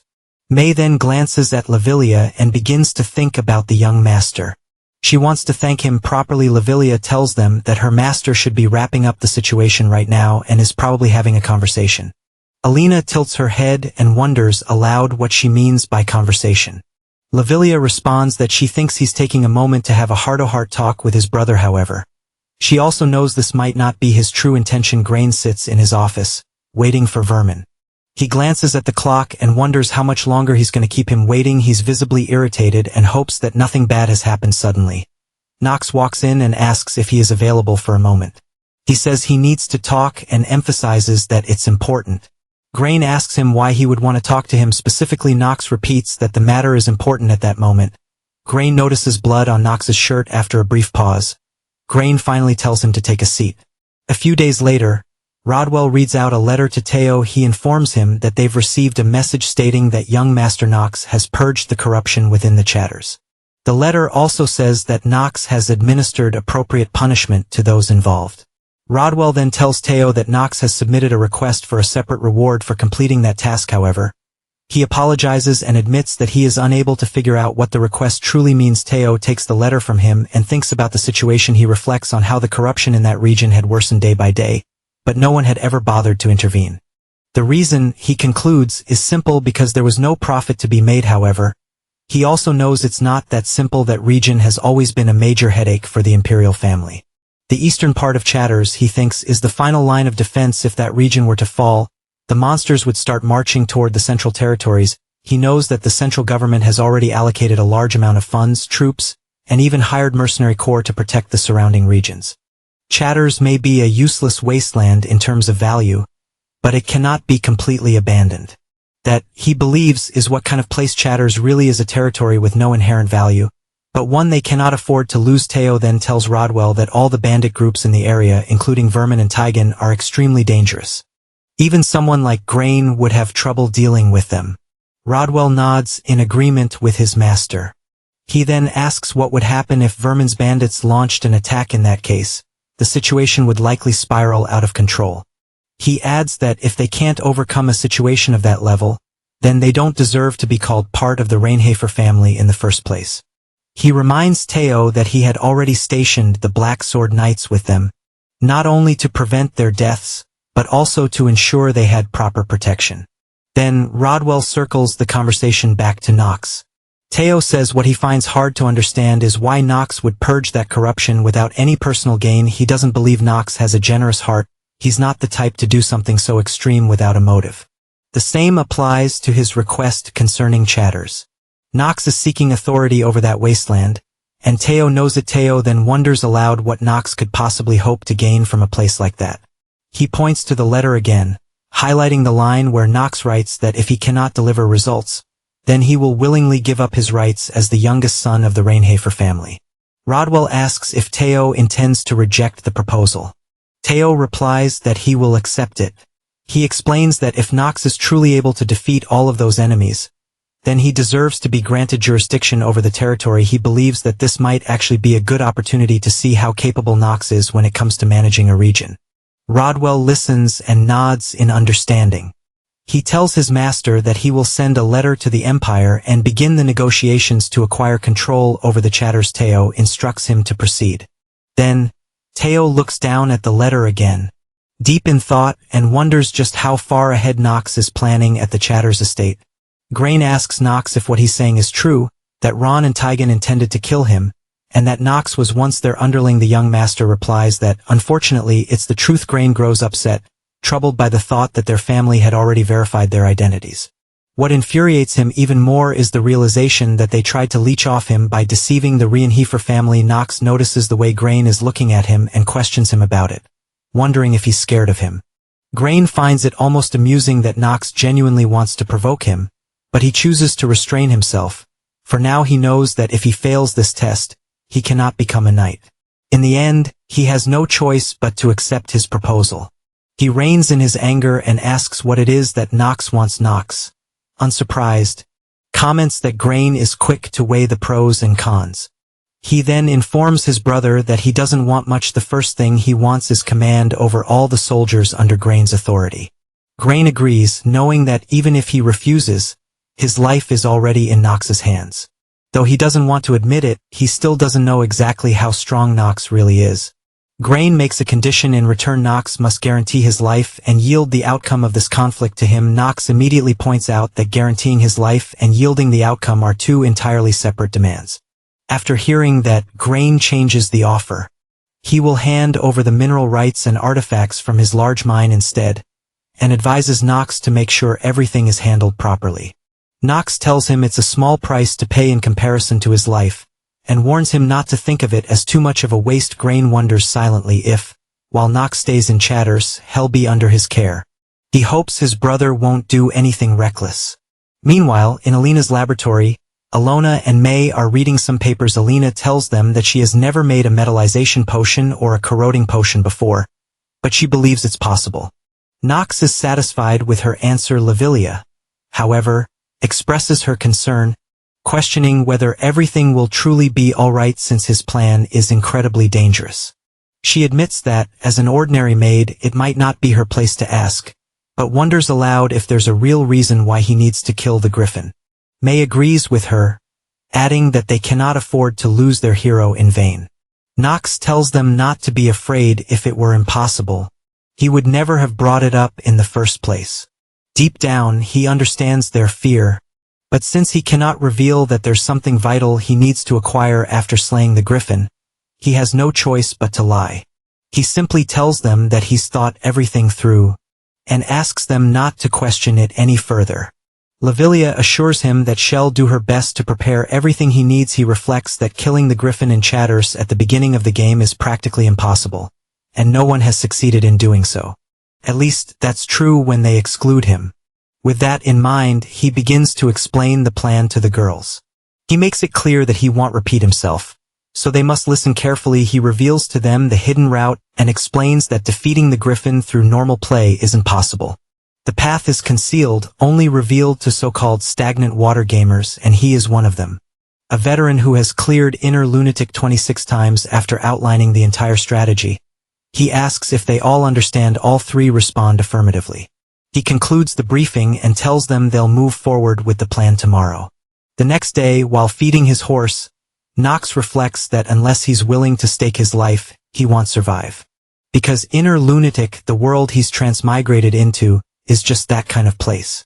Suddenly, a swarm of monsters charges toward the village's outer wall. Nox climbs up to the ramparts to observe the incoming horde, and commands everyone to prepare for battle. He reminds his soldiers that they only have one chance.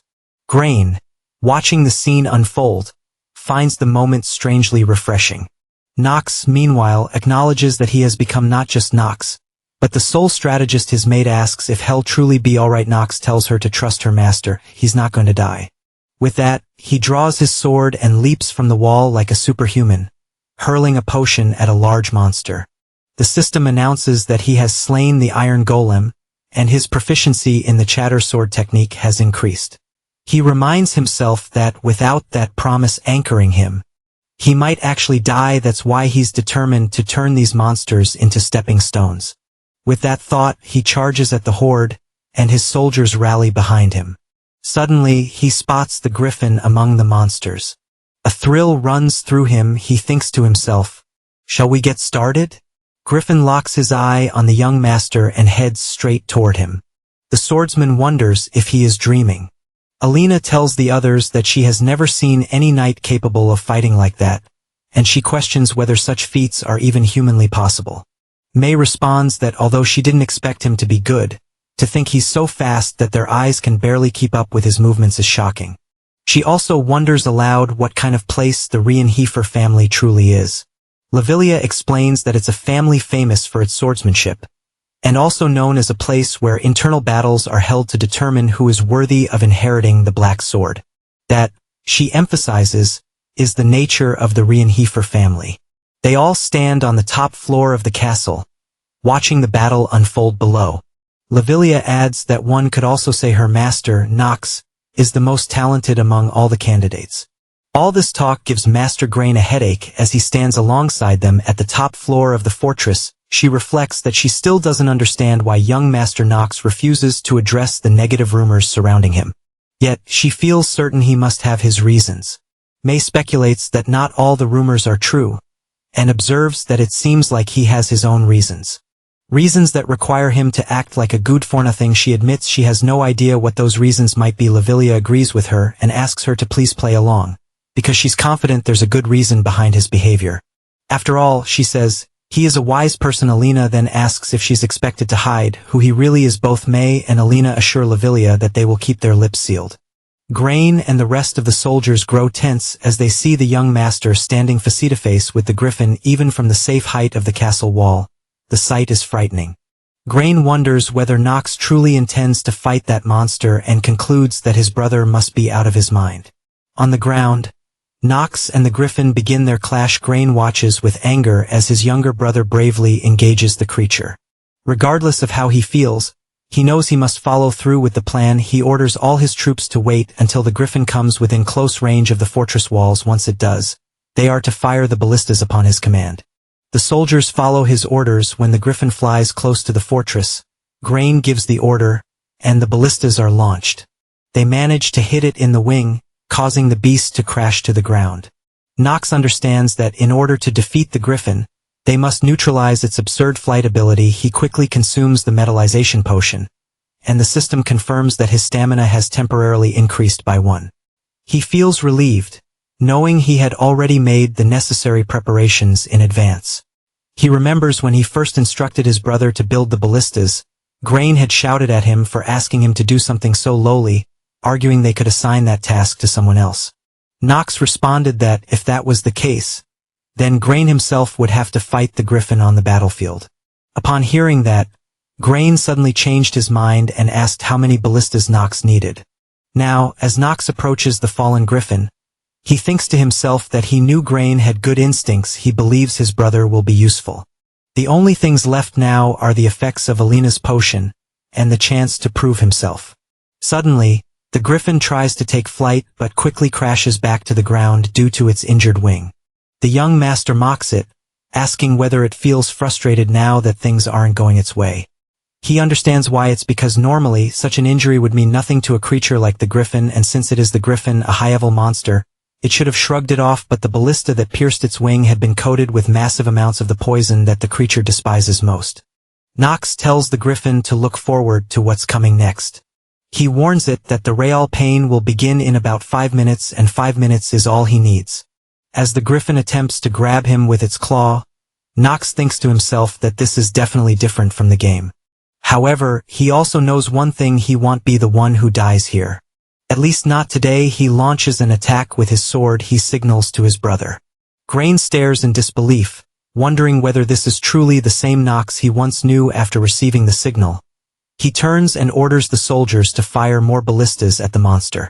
Every single shot lands perfectly. Now the time has come for Nox to finish this. The griffin cries out in agony and begins limping toward him. The young master activates his black execution, and with a single powerful swing of his sword, he slices off one of the creature's legs without hesitation. He follows up with another slash, cleaving the griffin in two across its belly. The system promptly notifies him that he has gained 60 days after defeating the griffin. His total remaining lifespan now stands at 179 days. Everyone watching from the castle, soldiers, commoners, and his 3 companions, cheers in celebration, shouting his name. Their voices rise together in admiration. Countless other monsters scatter and flee after witnessing the fall of the mighty griffin. He feels quite satisfied now, however. His brother stares in disbelief, trying to understand how such a thing could have happened. The griffin was a high-level monster after all. He questions how such a powerful creature could have been struggling against a mere brat. In his mind, someone would typically need to be at least on the level of an academy professor to handle such a beast with ease. He wonders if he truly has no choice but to recognize his brother's strength. If everything Nox has shown so far is indeed real, then he might end up dramatically shifting the succession rankings within the family. Quietly to himself, he admits that he must make sure to align with the right side. After eliminating all the monsters, including the griffin, the young master returns to the castle. Just then, Grain approaches him and states that he will personally oversee the safe transport of the griffin's corpse. However, he insists that Nox should be the one to decide how the loot is to be distributed. He encourages him to go and get some rest. Nox smiles faintly, thinking to himself that Grain must have been shaken quite a bit. Now it's time to use the hidden clear rewards. He quickly opens his system menu. The interface displays the item he obtained. It is the heart of the griffin. The system lists all the advantages and properties that come with it. Later, at Alina's laboratory, she examines the griffin's heart and confirms what he had claimed earlier. The power of wind can indeed be found within it. She explains that if they make proper use of this organ, they could create elixirs or equipment that, until now, had only ever existed in rumor. He tells her that he doesn't have the luxury of waiting and intends to use the heart to create an elixir. He then asks her how long that might take. Alina responds that the duration would depend on the circumstances, but with the current tools at her disposal, it could take some time. He assures her that he will provide all the equipment and materials she might require. Taking this opportunity, he makes an offer to both Alina and May. He would like to hire them as servants of the Rienhofer family. May speaks up and reminds him that they are just commoners. The young master briefly wonders if that really matters at all. He tells them that if they possess something he needs, then he will simply make use of them, just as they are free to make use of him in return. However, he warns that he would never tolerate a dog biting its master. In any case, he notes, no one at present is capable of harnessing the core properties of a monster like this, especially since the item was acquired by defeating a hidden boss that was never meant to be beaten. Crafting with such an item would be impossible for anyone except a true genius. Alina reassures him that such a betrayal would never happen. He had saved their lives, and they would place their trust in him for the rest of their days. He likes her answer and smiles. He feels pleased knowing that, to begin with, he has acquired 2 genius-level individuals, Alina and May. He then tells them that they will be departing in 3 days, so they should prepare accordingly. The elixir will be crafted in secret only after they return to the family estate. He emphasizes that he does not want anyone else to see it. He asks if they understand what he is saying. Both women respond affirmatively. Afterward, he and Lavilia walk away from the lab. On their way, Lavilia turns to him and says that he is truly different from what she had heard. Curious, he asks her what she means. She explains that she had been told he was a selfish person who only cared about himself, but at the very least, she now knows that part isn't true. Still, she wonders if he can promise her one thing. No one knows when that moment might come, but she asks that if he ever finds himself in a truly difficult situation, he should let her know if she can be of any help, even if her status is lowly. She also admits that she doesn't understand why so many people dislike him. He promises her that if that day does come, he will let her know. He then asks if she's planning to stand around out here, because the night is growing cold. He urges her to move quickly, saying it would be unfortunate if they caught a cold. And that's exactly what happens. He catches a cold. Now back in his bedroom, lying on his bed, he rests as Lavilia tends to him. He tells her that he already knows what she's about to say, so she shouldn't say it because it's humiliating. She replies that it's alright. Things like this happen. After all, he's still growing. His system notifies him that he has contracted a negative status effect, cold level 2, due to frequent illness and also chronic cough level 4. Back at the family estate, a servant announces that both young masters have returned. At the entrance gate, Rodwell wonders aloud if Alina and May are the new servants under young master Knox. Another servant responds affirmatively. The servants begin whispering among themselves. One remarks that Knox apparently couldn't even restrain himself, and brought back 2 women again. Another scoffs, saying that a leopard doesn't change its spots, even if he appears to be improving.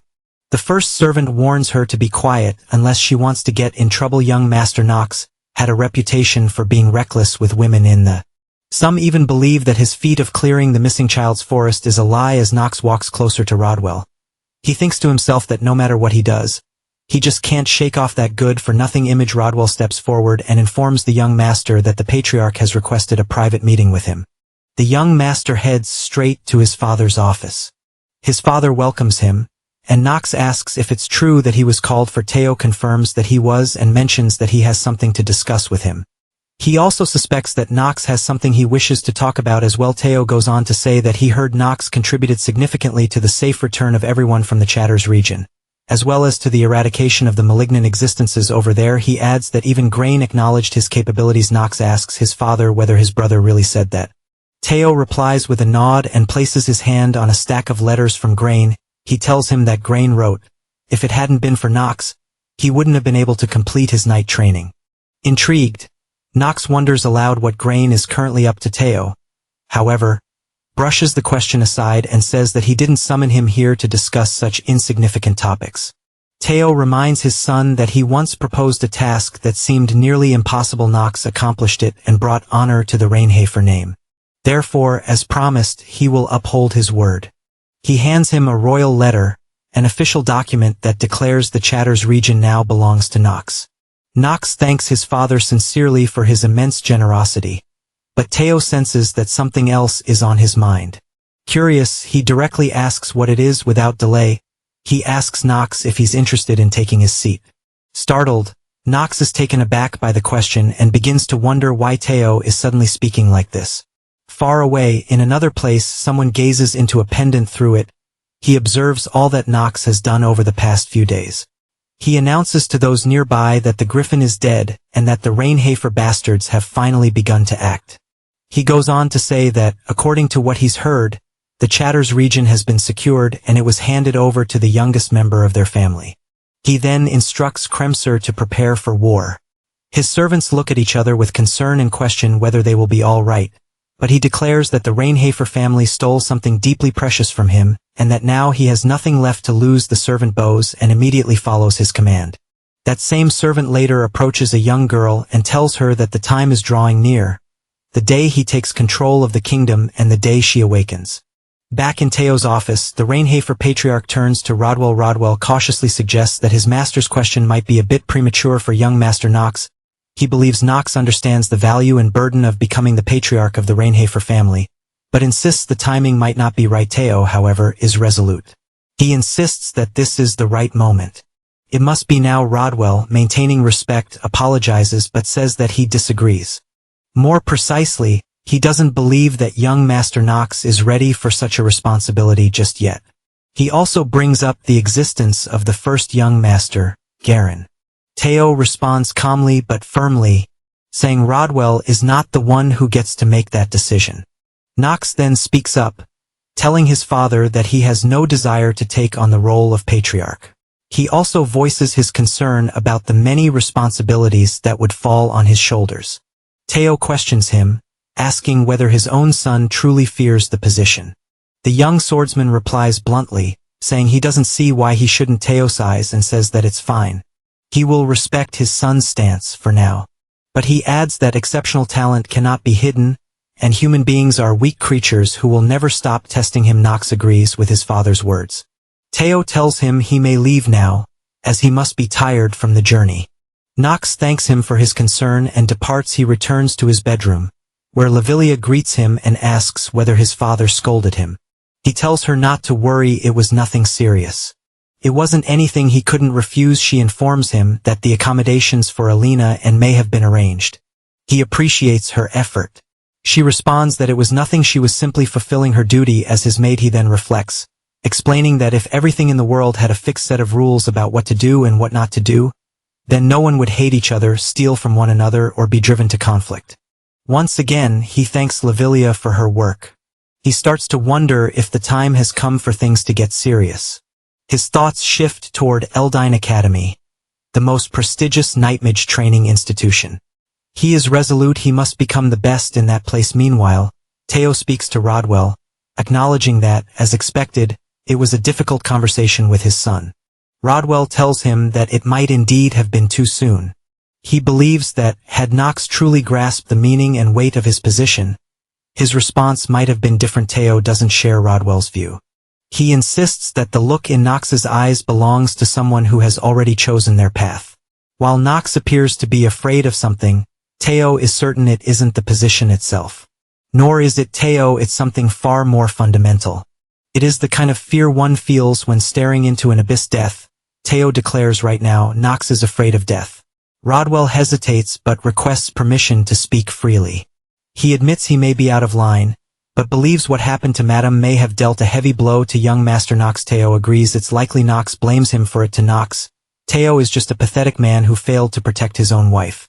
Rodwell says there's something even more pressing. He believes that young Master Grain has begun to take action, this time with an even greater move. In the morning, Talia wakes up and gets ready. She asks her maid Emma how she looks. Emma, already tired, responds by asking the young miss if she hasn't already seen that set of clothes more than 20 times. But Talia, lost in her own thoughts, continues searching for better and prettier dresses. She even begins worrying about her accessories. Emma wonders to herself if Talia is truly that excited. Talia replies that of course she is, because they're talking about her admission into Eldine. Emma responds, pointing out that isn't what she was asking about. She meant young Master Knox. It's first time meeting him since he officially became her fiancé. But Talia stays focused on picking her dress, not paying full attention. Then she becomes a little irritated with Emma, and questions whether she just answered half-heartedly because she couldn't be bothered. Emma tells her that Knox picks up on things like that every single time. On the other side, the young master walks into Alina's laboratory and finds her looking completely tired and worn out. He gazes at her, wondering what's wrong and why she looks unwell. May informs the young master that Alina always ends up like this when she focuses on something too hard. She reassures him that she'll take care of Alina while staying by her side. Alina, who appears to be slightly drunk, turns to May and calls her the best, then starts laughing. She tells her master to quickly take a look at a potion she's made. The system instantly provides him with all the details. It's called the Elixir of Wind.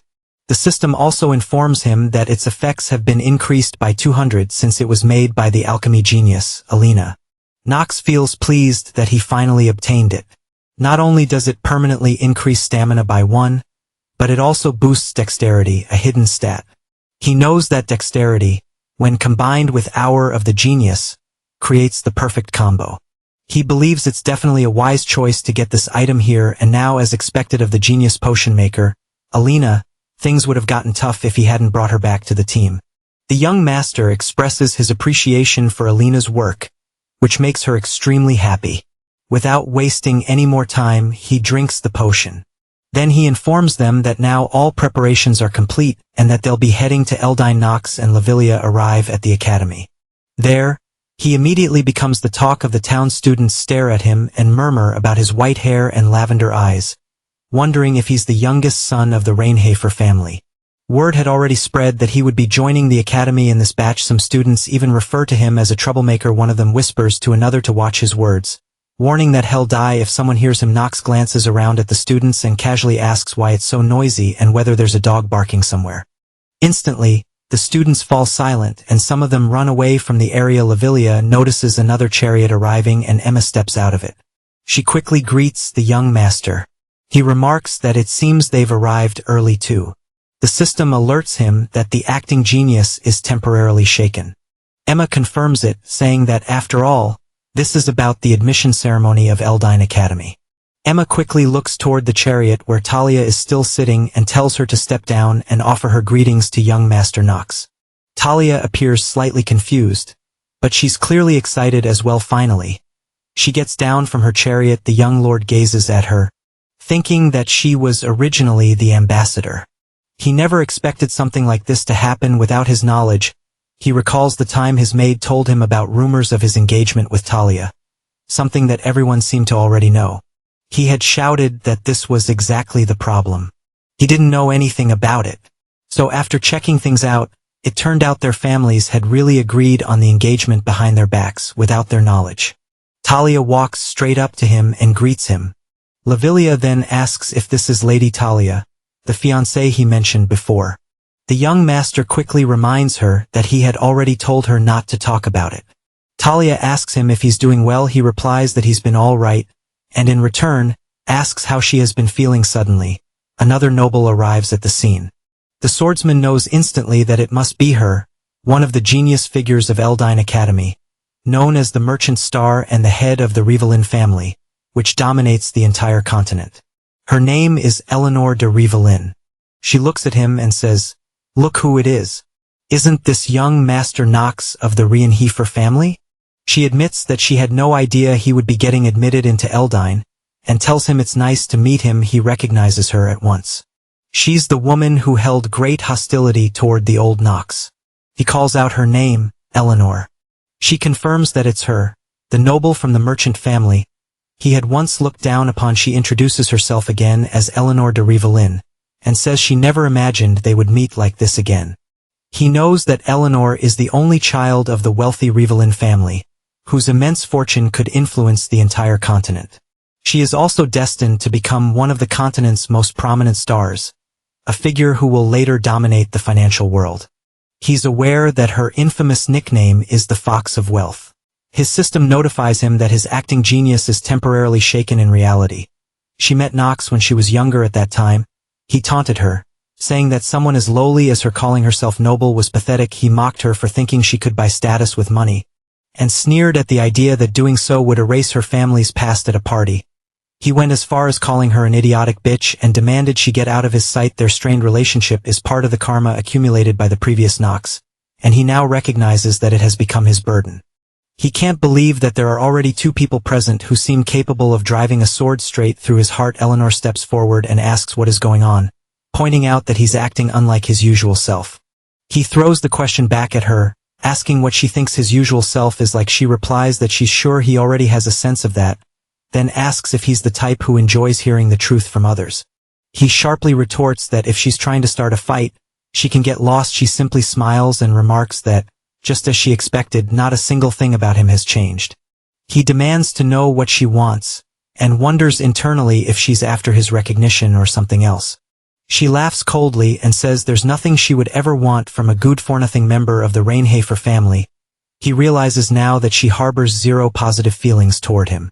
Deciding to take a closer look, he activates his insight and checks her full status. After reviewing her complete details, he discovers that she has no achievements recorded. As he examines her traits and statistics, he notes that they aren't much different from what he already knew, and that brings him a sense of relief. The middle name D in the Rivellin family was actually bought by Clarkson, Eleanor's father, a merchant.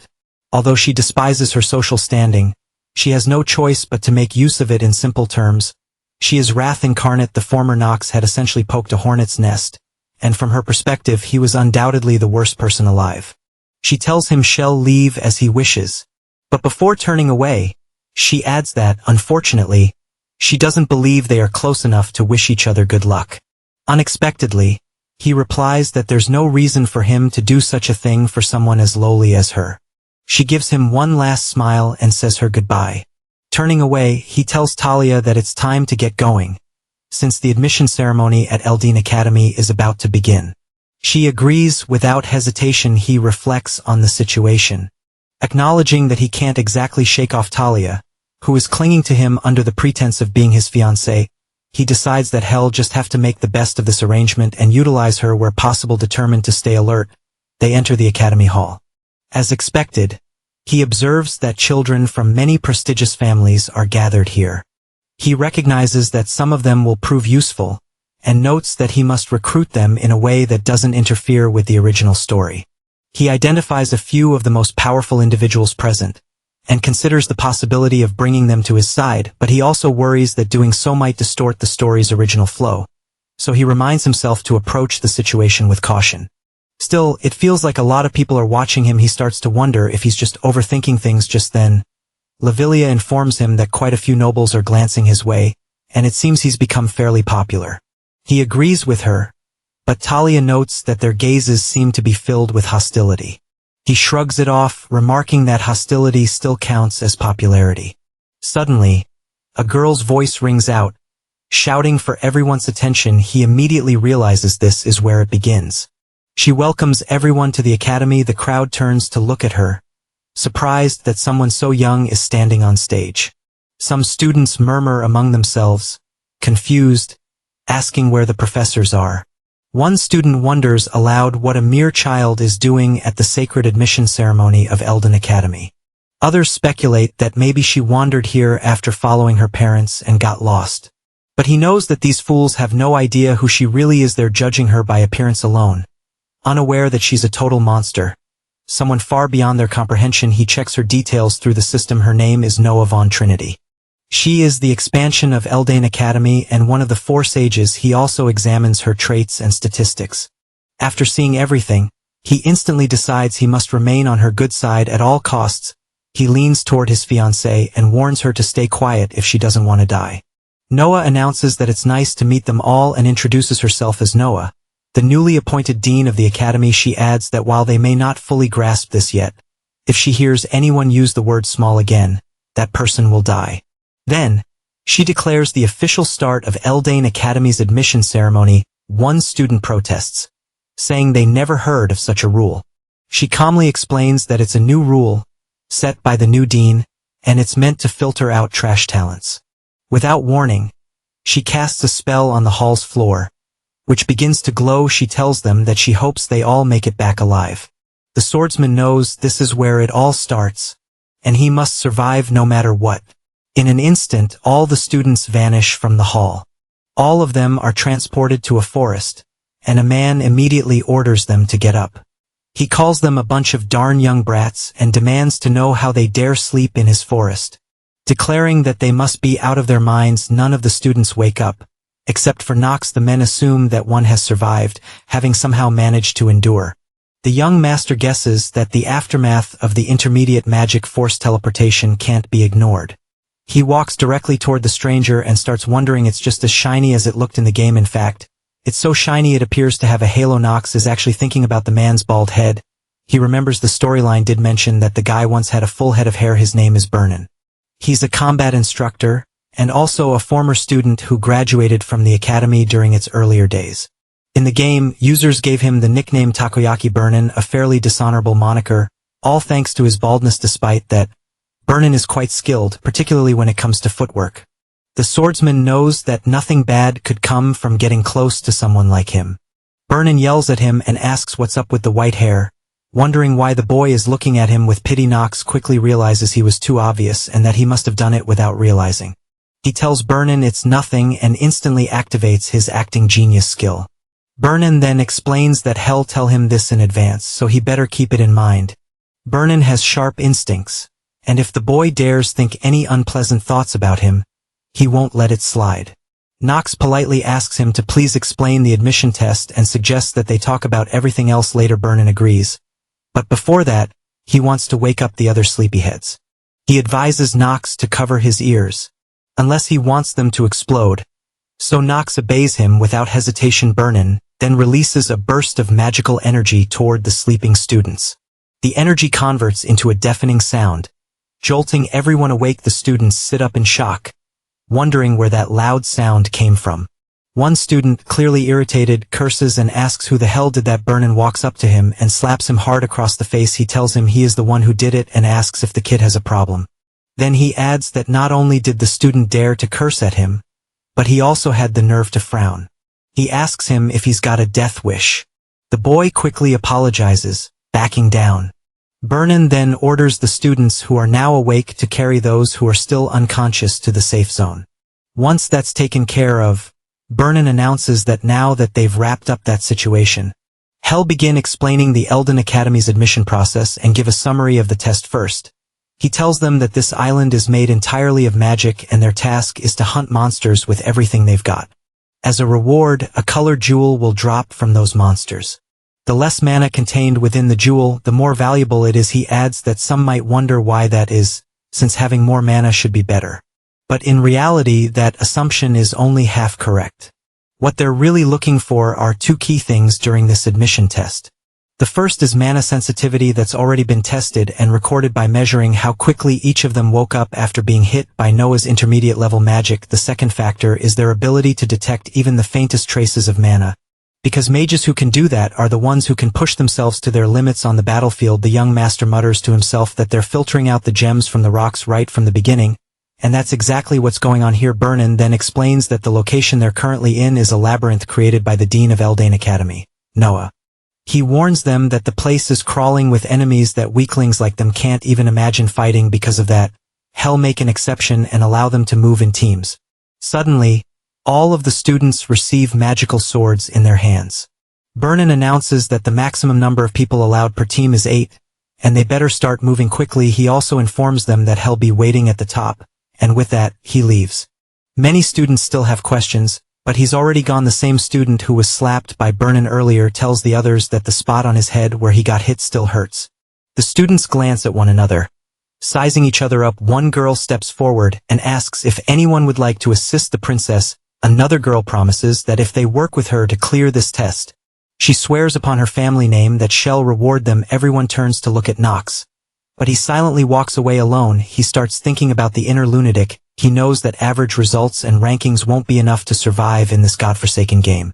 The most important weapon here is knowledge. To help this terminally ill body of his grow stronger, he needs to monopolize every possible advantage. So he heads straight to a save point. He knows that, in order to make everything happen, going solo is his only option. All of the students, except for him, arrive at the top. Burnin finds it odd. No matter how hard he tries to figure it out, something doesn't add up. How could a brand new student not only withstand the dean's intermediate magic, but also decide to raid the forest alone? He questions whether the boy doesn't feel fear, but he soon realizes it's not that simple. It's something deeper than that. He understands now why the boy doesn't feel fear. It was in the expression on his face. Burnin guesses that even a diamond in a dung heap is still a diamond. He wants to see what this kid is really made of. He refers to him as the hidden dragon of the Rainhafer family. Looking into the system, he checks the boy's talent. By now, the young swordsman has already slain a countless number of monsters and collected a large number of diamonds. While he kills countless monsters inside the cave, a girl silently follows him from behind. At the same time, Talia, along with 3 other princesses, gets surrounded by monsters. Talia wonders where Nox is now, since she was supposed to go along with him. Suddenly, another princess turns to her and questions what she is doing. She reminds Talia that she has been entrusted with the grand task of protecting Princess Penelope, and insists she ought to fight these monsters with a joyful heart. That girl then tells the others that they've climbed quite high already, and she guesses that the purple crystal must be of the highest grade. Still, she doubts it's actually the highest, since this is a test set by Noah, one of the 4 sages. She believes there's probably something more hidden. Penelope agrees with her. She observes the other students and notices that they all seem exhausted. One of the girls informs her that it would be difficult for everyone to continue climbing in their current condition. The princess, however, is determined. She cannot allow that to happen. One of the girls reflects on the promise she made to help Princess Penelope sit upon the highest seat.